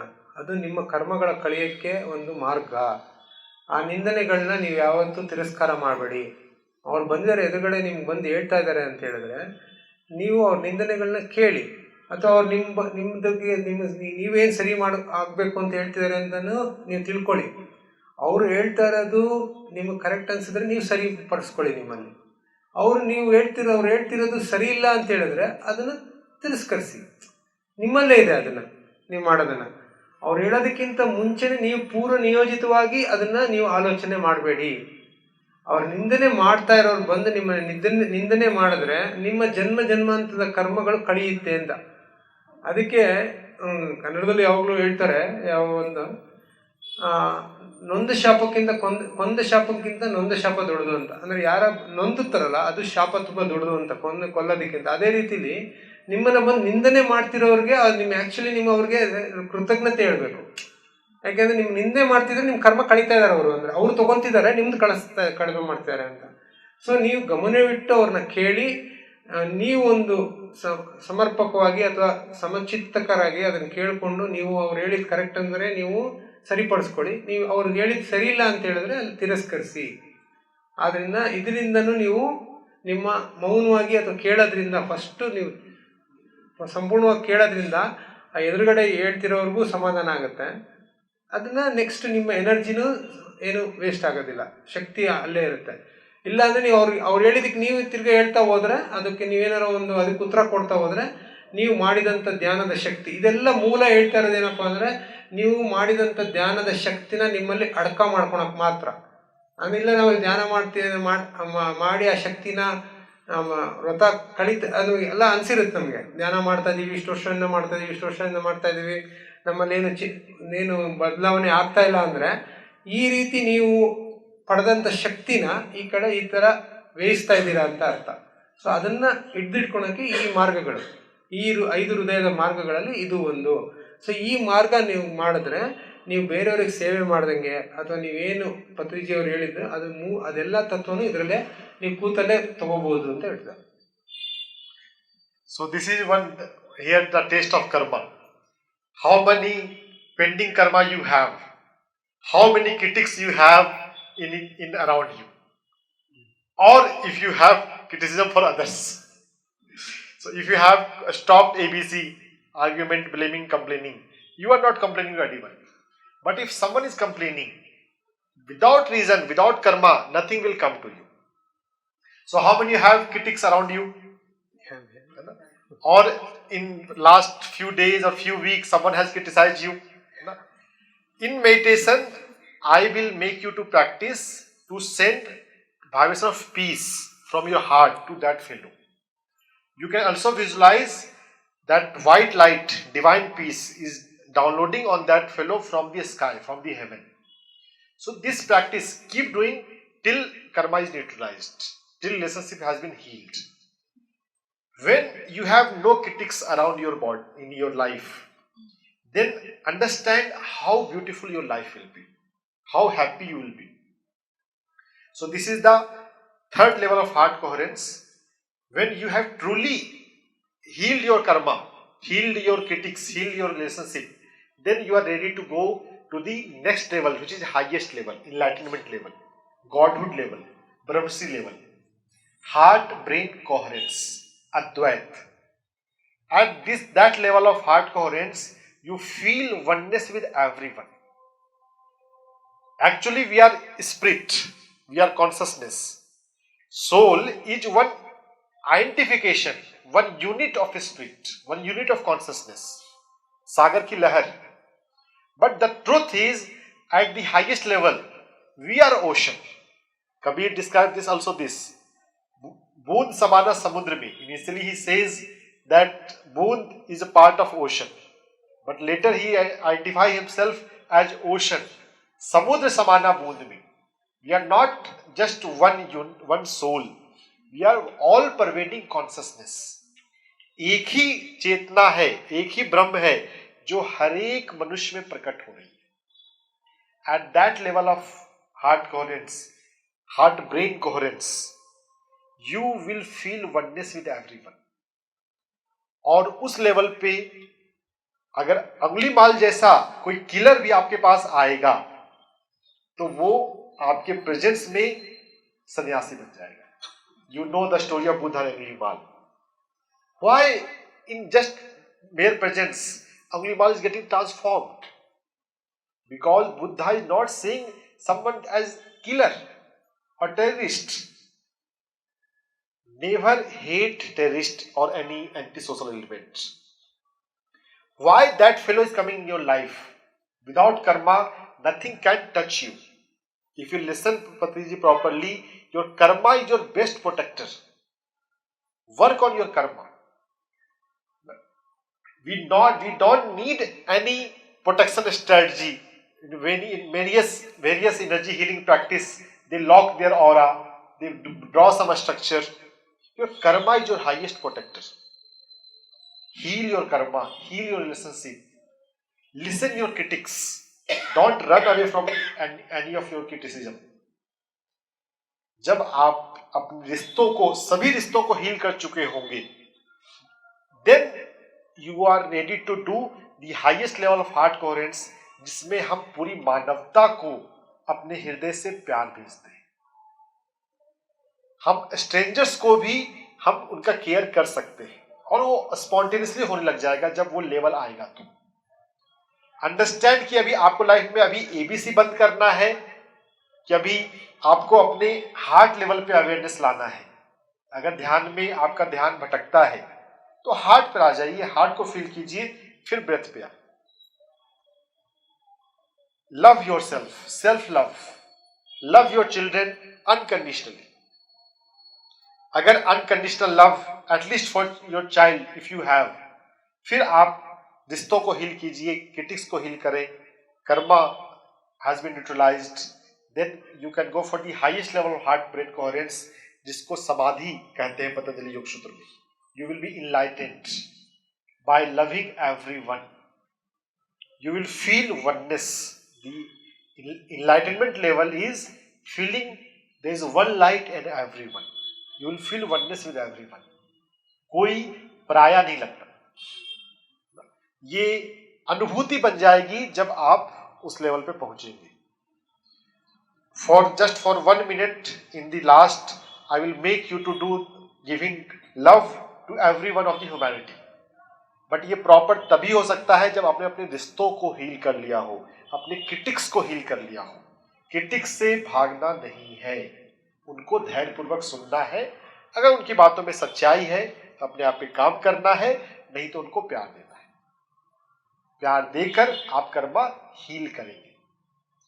The highest level of heart coherence, giving love to everyone as you are loving yourself. If there is one spirit in everyone, then at that level service concept becomes futile. आप सेवा नहीं कर रहे। If there is itching in my left hand, अगर मैं अपने दाहिने हाथ से अपने बाएं हाथ को सहला रहा हूं, तो मैं ऐसा कहूँ कि दाहिना हाथ बाएं हाथ की सेवा कर रहा है? नहीं। सर्विस, सेवा words at that level is nothing. That is way of life. Loving and caring for everyone of planet. At that level ध्यान जगत is possible. हम ध्यान को फिर हम सेवा की तरह नहीं कर रहे, just that is a way of life. Those who are masters, Patiji has given a word Brahmin master, but the real meaning of master is coming from Theosophical Society. When we understand the concept of master, master gives love and care to everyone. He feel oneness with everyone. किसी को भी छोटा और बड़ा, अपना और पराया नहीं देखना, सबका केयर करना, क्योंकि वो अनुभूति ही हो जाती है दैट लेवल पे। And we can bring that practice by giving love for 1 minute in the last of meditation. I will make you to meditate. ಈಗ ಹಂತ ಹಂತವಾಗಿ ನಾವು ನೋಡ್ಕೊಳ್ತಾ ಹೋದ್ವಿ, ಇದು ಹೃದಯದ ಸಂವೇದನೆ ಅಥವಾ ಧ್ಯಾನದ ಶಕ್ತಿ ಅಡಕ ಮಾಡ್ಕೊಳೋದು ಯಾವ ರೀತಿ ಅಂತ. ಮೊದಲನೇದು ABC, ಅದ ನಂತರ ನಿಸ್ವಾರ್ಥ ಪ್ರೀತಿ, ಮಕ್ಕಳಲ್ಲಿ ತೋರಿಸ್ಕೊಳ್ತಾ ಹೋಗೋದು. ಅದೇ ರೀತಿ ನಮ್ಮ ನಿಂದಕಾರರು ಅಂದರೆ ನಿಂದನೆ ಮಾಡೋರು ಇದ್ದಷ್ಟು ನಾವು ಕರ್ಮಗಳನ್ನ ಕಳೀತಾ ಬರ್ತಿದ್ದೀವಿ ಅಂತ. ಒಂದು ಹಂತದಲ್ಲಿ ನಮಗೆ ನಿಂದನೆ ಇಲ್ಲ, ಯಾರಿಂದನೂ ನಿಂದೆ ಮಾಡ್ತಿಲ್ಲ ಅಂದರೆ ನೀವು ಆ ಒಂದು ಮೇಲಂತ ತಲುಪಿದ್ದೀರಾ ಅಂತ. ಅಂದರೆ ನೀವು ಒಂದು ನಿಮ್ಮ ಧ್ಯಾನ ಮಾರ್ಗದಲ್ಲಿ ತುಂಬ ಉತ್ತುಂಗದಲ್ಲಿದ್ದೀರಾ ಅಂತ, ಆ ಮಾರ್ಗದಲ್ಲಿದ್ದೀರಂತ. ಆ ಮಾರ್ಗಕ್ಕೆ ಬಂದ ಮೇಲೆ ನೆಕ್ಸ್ಟ್ ಏನಪ್ಪ ಅಂದರೆ ಹೃದಯ ಮತ್ತು ನಮ್ಮ ಮಿದುಳು, ಅದ್ರ ಮೂಲಕ ಒಂದು ಸಂವೇದನೆ ಕಳಿಸೋದು. ಇದನ್ನ ಯಾರು ಬುದ್ಧ ಮಾಡ್ಕೊಂಡಿದ್ರು. ಬುದ್ಧ ಆ ಲೆವೆಲ್ ಆ ಸ್ಟೇಜ್ಗೆ ಹೋದರೆ ನಿಮ್ಗೆ ಎದುರುಗಡೆ, ಈಗ ಬುದ್ಧನ ಎದುರುಗಡೆ ಅಂಗುಲಿಮಾಲ ಬಂದಾಗ ಬುದ್ಧ ಏನೂ ಮಾಡಲಿಲ್ಲ, ಆದರೆ ಅವನು ಪರಿವರ್ತನೆ ಆಗ್ಬಿಟ್ಟ. ಅಂದರೆ ಯಾಕೆಂದರೆ ಅವನು ಆ ರೀತಿಲಿ ಇದ್ದ, ಅವರು ಆ ಲೆವೆಲ್ ಬಂದಾಗ. ಆ ಲೆವೆಲ್ ಯಾವಾಗ ಬರುತ್ತೆ ಅಂದರೆ ನಾನು ನನ್ನಲ್ಲಿರೋ ಚೇತನನೂ ಒಂದೇ, ನನ್ನಲ್ಲಿರೋ ಆತ್ಮದ ಒಂದು ಶಕ್ತಿನೂ ಒಂದೇ, ಎಲ್ಲರಲ್ಲಿರೋ ಆತ್ಮದ ಶಕ್ತಿನೂ ಒಂದೇ ಅನ್ನೋ ರೀತಿಲಿದ್ದಾಗ ಅದು ಬರುತ್ತೆ. ಅದನ್ನು ನಾವು ಅಳವಡಿಸ್ತಾ ಹೋದರೆ ನಾವು ತ್ಯಾಗ ಅಥವಾ ಏನು ನಾವು ಮಾಡಬೇಕು ಅಂತಿರುತ್ತೋ ಅದನ್ನು ನಾವು ಕುಂತಲ್ಲೇ ಮಾಡ್ಬೋದು. ಆ ಶಕ್ತಿ ನಮ್ಮಲ್ಲಿ ಬಂದಿರುತ್ತೆ. ಆ ಶಕ್ತಿ ಬರೋದಕ್ಕಿಂತ ಮುಂಚೆ ಈ ಹಂತಗಳನ್ನ ತೀರಿಸ್ಕೊಳ್ಳೇಬೇಕು. ಅಂದರೆ ನಾವು ಯಾರಿಗಾರ ನಮ್ಮಲ್ಲಿ ದ್ವೇಷ ಇದ್ದರೆ ಆ ದ್ವೇಷದ ವ್ಯಕ್ತಿ ಮೇಲೆ ನಾವು ಕುಂತಿಂದನೇ ಅವನಿಗೆ ಪ್ರೀತಿ ಪ್ರೇಮ ತೋರಿಸ್ಬೇಕು. ಮತ್ತು ಮಕ್ಕಳ ಮೇಲೆ ನಾವು ನಿಸ್ವಾರ್ಥವಾಗಿ ಪ್ರೀತಿ ತೋರಿಸ್ಬೇಕು. ಮತ್ತು ಇದೆಲ್ಲ ಮಾಡ್ತಾ ಹೋದ್ರೆ ಹೇಗೆ ಅಂದರೆ ಒಂದು ಸಮುದ್ರದ ಅಲೆಗಳು, ಸಮುದ್ರದ ನಾವು ಒಂದು ಬೊಕ್ಸೆ ತೊಗೊಂಡ್ರೆ ಒಂದು ನೀರು ಬೊಕ್ಸೆನೇ ಬೇರೆ, ಸಮುದ್ರನೇ ಬೇರೆ. ಬಟ್ ಬೊಕ್ಸೆ ನೀರು ಒಳಗಡೆ ಹಾಕಿದ ತಕ್ಷಣ ಸಮುದ್ರ ಎಲ್ಲ ಒಂದೇ. ಅದೇ ಥರ ಅದರದ ತೆರೆಗಳು ಅಷ್ಟೇ, ಅದು ಒಂದು ಬಂದು ಅಪ್ಪಳಿಸ್ಬೇಕಾದ್ರೆ ಸಪ್ರೇಟ್ ಇರುತ್ತೆ, ಹೋಗ್ಬೇಕಾದ್ರೆ ಒಂದೇ ಆಗಿರುತ್ತೆ. ಆದ್ದರಿಂದ ನಾವೆಲ್ಲರೂ ಒಂದೊಂದು ಸಮುದ್ರದಿಂದ ಒಂದೊಂದು ಬಿಂದು ಥರ ಬಂದರೆ, ಬಟ್ ಮೂಲವಾಗಿ ನಾವೆಲ್ಲನೂ ಸಮುದ್ರನೇ. ಅಂದರೆ ನಾವೆಲ್ಲರೂ ಒಂದೇ ಆತ್ಮದ ಒಂದು ಚೈತನ್ಯ, ಅದರಿಂದನೇ ಬೇರೆ ಬೇರೆ ಬಂದಿದ್ದೀವಿ. ಅದನ್ನು ತಿಳ್ಕೊಳ್ಬೇಕು ಅಂದರೆ ಈ ಹಂತಗಳನ್ನ ದಾಟಿ ಆ ಲೆವೆಲಲ್ಲಿ ನಾವು ಧ್ಯಾನದಲ್ಲಿ ಮಾಡ್ತಾ ಕುತ್ಕೊಂಡ್ರೆ ಆಗ ಇದು ನಮ್ಮ ಜೀವನದ ನಿತ್ಯ ಜೀವನದ ಕೆಲಸಗಳು ನಡೀತಾ ಇರುತ್ತೆ. ಆ ನಿತ್ಯ ಜೀವನದ ಕೆಲಸಗಳು ಅದು ತಂತಾಳಿಗೆ ನಮಗೆ ಬರಬೇಕಾಗಿರೋರು ಯಾರು ಬರಬೇಕು, ನಮ್ಗೆ ಯಾರು ಸಿಗಬೇಕು, ನಮ್ಮ ಕರ್ಮಾನುಸಾರ ಅವರು ಬರ್ತಾರೆ. ಆ ಕರ್ಮಾನುಸಾರ ನಾವೇನೇನು ಅವ್ರಿಗೆ ತಿಳಿಸ್ಬೇಕು ಅದನ್ನು ತಿಳಿಸ್ತೀವಿ. ಮತ್ತು ನಮ್ಮ ಕರ್ಮಗಳನ್ನ ಕಳ್ಕೊತಾ ಹೋಗ್ತೀವಿ. ಮತ್ತು ನಮ್ಮ ಧ್ಯಾನದ ಶಕ್ತಿನೂ ನಮ್ಮಲ್ಲಿ ಅಡಕವಾಗಿರುತ್ತೆ. ಅದನ್ನು ಆ ಹಂತನ ಹೆಂಗೆ ತಲುಪೋದು ಅಥವಾ ಅದು ಯಾವ ರೀತಿ ಮಾಡ್ಬೋದು ಅನ್ನೋದಕ್ಕೆ ಕೊನೆಯಲ್ಲಿ ಅವರು ಯಾವ ರೀತಿ ಮಾಡೋದು ಅದನ್ನು ಅಂತ ಹೇಳ್ಕೊಡ್ತಾರೆ. ಬಟ್ ಇದನ್ನೆಲ್ಲ ನಾವು ಮಾಡ್ತಾ ಹೋಗ್ತಾ ಇದ್ದರೆ ನಮ್ಮ ದಿನದ ಧ್ಯಾನದ ಶಕ್ತಿ ಮತ್ತು ನಮ್ಮಲ್ಲಿರುವಂಥ ಚೇತನ ಬೆಳೀತಾ ಹೋಗುತ್ತೆ. ನಾವು ತಿರ್ಗಿ ಈ ಕರ್ಮ ಬಂಧನದಿಂದ ಮುಕ್ತರಾಗ್ತೀವಿ ಅಂತ ಹೇಳ್ತಾರೆ. So this is the formula of enlightenment. ಇದು ಜ್ಞಾನೋದಯದ ಮೂಲ. ಹಾಗೇನೆ ನಮಗೆಲ್ಲ ಜ್ಞಾನೋದಯ ಆಗಬೇಕು ಅಥವಾ ನಮಗೆ ಧ್ಯಾನದಲ್ಲಿ ಜ್ಞಾನೋದಯ ಆಗಬೇಕು ಅಂತ ಏನು ಅನ್ಕೊಂತೀವಲ್ಲ, ಇದ್ರದ್ದು ಮೂಲನೇ ಇದು. ಜ್ಞಾನೋದಯ ಆಗಬೇಕು ಅಂತ ಅನ್ಕೊಂಡ್ರೆ ಈ ಹಂತಗಳನ್ನ ನಾವು ಹೋಗ್ತಾ ಈಗ ಏನೇನು ಹೇಳಿದ್ವಿ 1, 2, 3 ಇದು 5 ಹೃದಯ ಅಂದರೆ ಬೇರೆ ಅಲ್ಲ, ನಮ್ಮಲ್ಲಿರೋ ಒಂದೇ ಹೃದಯದ 5 ಗಮನಗಳು ಅಷ್ಟೇ. So whatever I have described, if you want to read in detail, you can go through these 2 books. What I have described, that is summary of what is there in these 2 books. And now I will describe little bit of about healing. इसी में healing की बात भी आ गई है. If you have practiced no ABC, no argument, no blame, no complaint, significant of your karma will be healed. Your root chakra and your Swadhisthana chakra will be healed. And when significant of your karma has been healed and you are meditating and you are getting energy in your chakras, in your bodies, you can direct energy in the affected organ. If you listen Joe Dispenza, he also described this thing. Bless your affected organ or chakra from your heart. ध्यान में जब आपको ऊर्जा महसूस हो रही है during meditation, जो भी आपका अफेक्टेड बॉडी पार्ट है, अपने हार्ट से उस ऑर्गन को ब्लेस करना है. But that will be possible if you are practicing no ABC. अगर नो एबीसी आपके लाइफ में नहीं आया है तो you will not get much energy irrespective of the fact how long you are meditating. 3 घंटे ध्यान करना व्यर्थ है अगर आपने आपकी लाइफ में एबीसी नहीं उतारा, कंप्लेन, ब्लेम, आर्ग्यूमेंट बंद नहीं किया. And you can heal every organ using energy of your heart. और मेडिटेशन में अगर आप बैठ रहे हैं, even if you are meditating just for 1 hour a day, you will have abundance of energy in your heart. You can heal any of your organ through heart by blessing, by sending energy from heart to the affected body part. And next level of karma healing is healing your critic, जो अपने वाणी से आपको तकलीफ दे रहे हैं. If they are true, you have to work yourself. Listen. If they are not true, they are making you to increase the patience, tolerance. धैर्य का भी जीवन में बहुत महत्व है. If you are become panic, if you become disturbed by each and every statement of every people around you, you can't do any big things. So take that lesson as that your patience, your tolerance is increasing. In Mahabharata, there is story of Krishna. He forgave 99 bad words of Sisupal. Can't we forgive just 9? So tolerance, patience and tolerance is needed if that person is in fault. If that is not true. And if it is true, work on yourself. So this will also heal your karma. So karma healing and energy work, sending heart to that affected organ और चक्रास. कभी भी किसी भी जो body में जहां भी pen है, जहां भी बीमारी है, I heal even cancer by this method very easily. Whatever is the nearest chakra that is affected, you can bless that chakra from the heart. ಅಂದರೆ ಈಗ ಎಲ್ಲರಿಗೂ ಒಂದಿರುತ್ತೆ, ಎಲ್ಲ ಹೇಳಿದರೆ ಧ್ಯಾನದಿಂದ ನಾವು ಎಲ್ಲ ಕಾಯಿಲೆಗಳನ್ನ ವಾಸಿ ಮಾಡ್ಕೋಬೋದು ಅಂತ. ಬಟ್ ಆದ್ರೂ ಧ್ಯಾನ ಮಾಡ್ತಾ ಇದೀವಿ, ಕಾಯಿಲೆಗಳು ವಾಸಿ ಆಗ್ತಿಲ್ಲ ಅಂತ ಎಲ್ಲರಲ್ಲೂ ಪ್ರಶ್ನೆ ಇರುತ್ತೆ ಎಷ್ಟೋ ಜನರಲ್ಲಿ. ಆದರೆ ಅದಕ್ಕೆ ಇವರು ಇದ್ರದ್ದು ಮೂಲಕ ಇವರು 2 ಬುಕ್ಕನ್ನ ಓದಿದ ಮೇಲೆ ಅದು ಆ ಗೊಂದಲನ ಅವರು ನಿವಾರಣೆ ಮಾಡಿದ್ದಾರೆ. ಏನಪ್ಪ ಅಂತ ಹೇಳಿದ್ರೆ, ನಾವು ಧ್ಯಾನ ಮಾಡಿಕೊಂಡು ನಮಗೆ ಇರುವಂಥ ಕಾಯಿಲೆ ಅಥವಾ ಯಾವ ಅಂಗಾಂಗದಿಂದ ನಮಗೆ ಅದು ಆ ಕಾಯಿಲೆ ಬರ್ತಾ ಇದೆ ಅಂತ ಅದನ್ನು ಧ್ಯಾನದಲ್ಲಿ ಹೃದಯದ ಮೂಲಕ ಅದಕ್ಕೆ ಶಕ್ತಿನ ಕೊಟ್ಟರೆ, ಅಂದರೆ ಇವಾಗ ನಿಮಗೆ ಕಾಲು ನೋವುತ್ತಿರ್ಬೋದು ಅಥವಾ ಯಾವುದೇ ಏನು ಅವರ ಪ್ರಾಬ್ಲಮ್ಗೆ ನೀವು ಧ್ಯಾನದಲ್ಲಿ, ಯಾಕಂದ್ರೆ ನಾವು ಧ್ಯಾನ ಮಾಡ್ತಾ ಇದ್ದೀವಿ, ಅದು ನಾವು ಸಾಮಾನ್ಯವಾಗಿ ಕೇಳ್ತೀವಿ ಎಲ್ಲರೂ. ಅದಕ್ಕೆ ಏನು ಮಾಡ್ತಾರೆ, ಧ್ಯಾನ ಮಾಡ್ತಾ ಇದ್ದೀವಿ ನಮ್ಗೆ ವಾಸಿ ಆಗ್ತಾ ಇಲ್ಲ ಅಂತ ಬಿಟ್ಬಿಡ್ತಾರೆ, ಇದನ್ನೇನು ಉಪಯೋಗ ಇಲ್ಲ ಅಂತೇಳಿ. ಬಟ್ ಅದಕ್ಕೆ ಸರಿಯಾದ ಮಾರ್ಗ ಅಂದರೆ ಆ ಲೆವೆಲ್ ಫಸ್ಟು ಏನಪ್ಪ ಅಂದರೆ ಆ ABC, ನೋ ABC ಅದನ್ನು ಫಸ್ಟ್ ನಿಲ್ಲಿಸ್ಬೇಕು.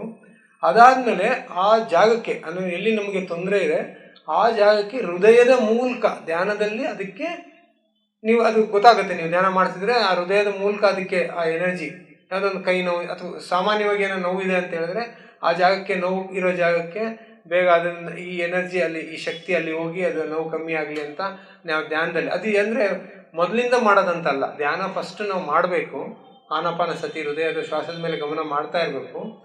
ಕೊನೆ 5 ನಿಮಿಷದಲ್ಲಿ ಅಥವಾ 10 ನಿಮಿಷದಲ್ಲಿ ನಿಮ್ಮಲ್ಲಿರುವ ಸಮಸ್ಯೆಗಳಿಗೆ ಅನುಗುಣವಾಗಿ ಇದನ್ನು ಮಾಡ್ತಾ ಹೋದರೆ ಅದು ಕಮ್ಮಿ ಆಗುತ್ತೆ. ಇದು ಬಿಟ್ಟು ನಾವು 3 ಗಂಟೆ ಧ್ಯಾನ ಮಾಡ್ತಾ ಇದ್ದೀವಿ, 2 ಗಂಟೆ ಧ್ಯಾನ ಮಾಡ್ತಾ ಇದ್ದೀವಿ, ಅದು ನಿಮ್ಗೆ ಏನೋ ಒಂದು ಬಂದಿರ್ಬೋದು, ಮನಃಶಾಂತಿ ಬಂದಿರ್ಬೋದು, ಅದು ಬಂದಿರ್ಬೋದು. ಬಟ್ ಆದರೆ ಇನ್ನು ಕ್ಲಿಯರ್ ಆಗದಿರೇ ಇರ್ಬೋದು, ಅಂತ ಕರ್ಮಗಳು ನಿಮ್ಮಲ್ಲಿ ಇರ್ಬೋದು. ಆ ಕರ್ಮಗಳನ್ನ ಬೇಗ ತೀರಿಸ್ಬೇಕು ಅಂದರೆ ಹೃದಯದ ಮೂಲಕ ಆ ಜಾಗಗಳಿಗೆ ಕಳಿಸ್ಬೇಕು. ಅವ್ರು ಹೇಳ್ತಿ ಈ ಥರ ಮಾಡಿದ್ರಿಂದ ನಾನು ಎಷ್ಟೋ ಕ್ಯಾನ್ಸರ್ ಪೇಷಂಟ್ಸ್ಗೂ ಗುಣ ಮಾಡಿದ್ದೀನಿ ಅಂತ ಹೇಳ್ತಾರೆ. ಅಂದರೆ ವಿತೌಟ್ ಮೆಡಿಸಿನ್ ಅದರಲ್ಲಿ ಮಾಡಿದ್ದೀನಿ ಈ ಹಂತವಾಗಿ ಅಂತ.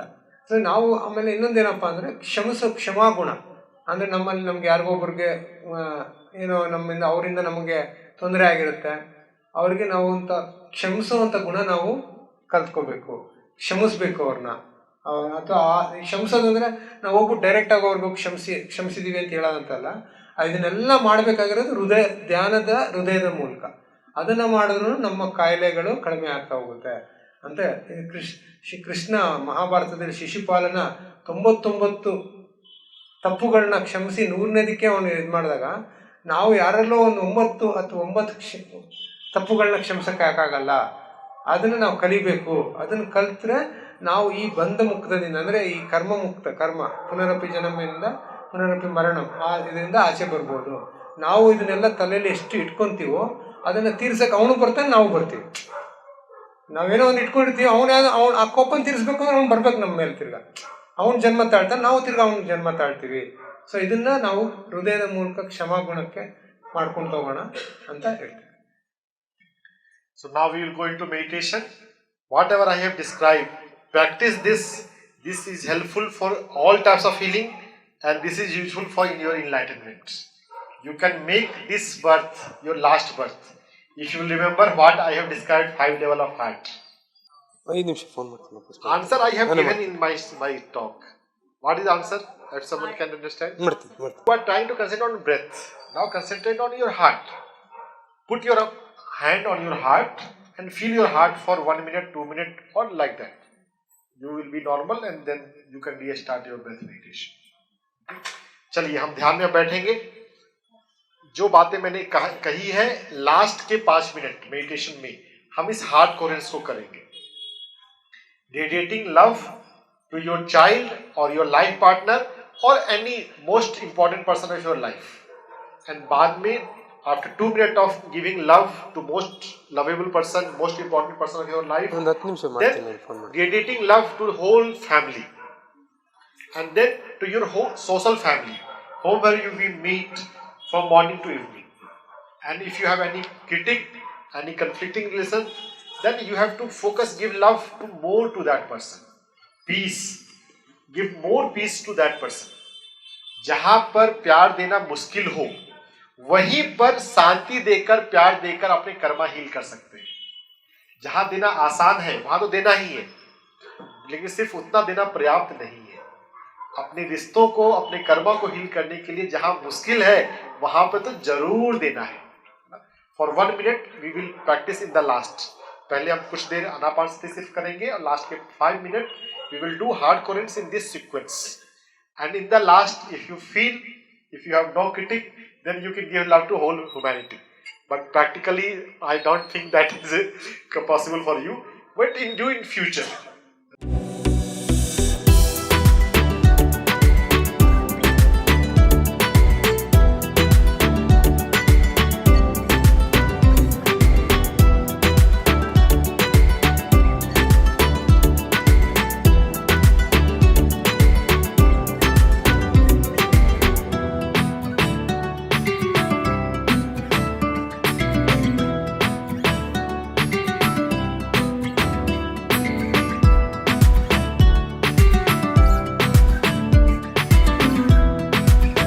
PMC ಕನ್ನಡ ಚಾನೆಲ್ ಅನ್ನು ಲೈಕ್ ಮಾಡಿ, ಶೇರ್ ಮಾಡಿ, ಸಬ್ಸ್ಕ್ರೈಬ್ ಮಾಡಿ ಮತ್ತು ಮಾಡಿಸಿ. ಎಲ್ಲರಿಗೂ ಧನ್ಯವಾದಗಳು.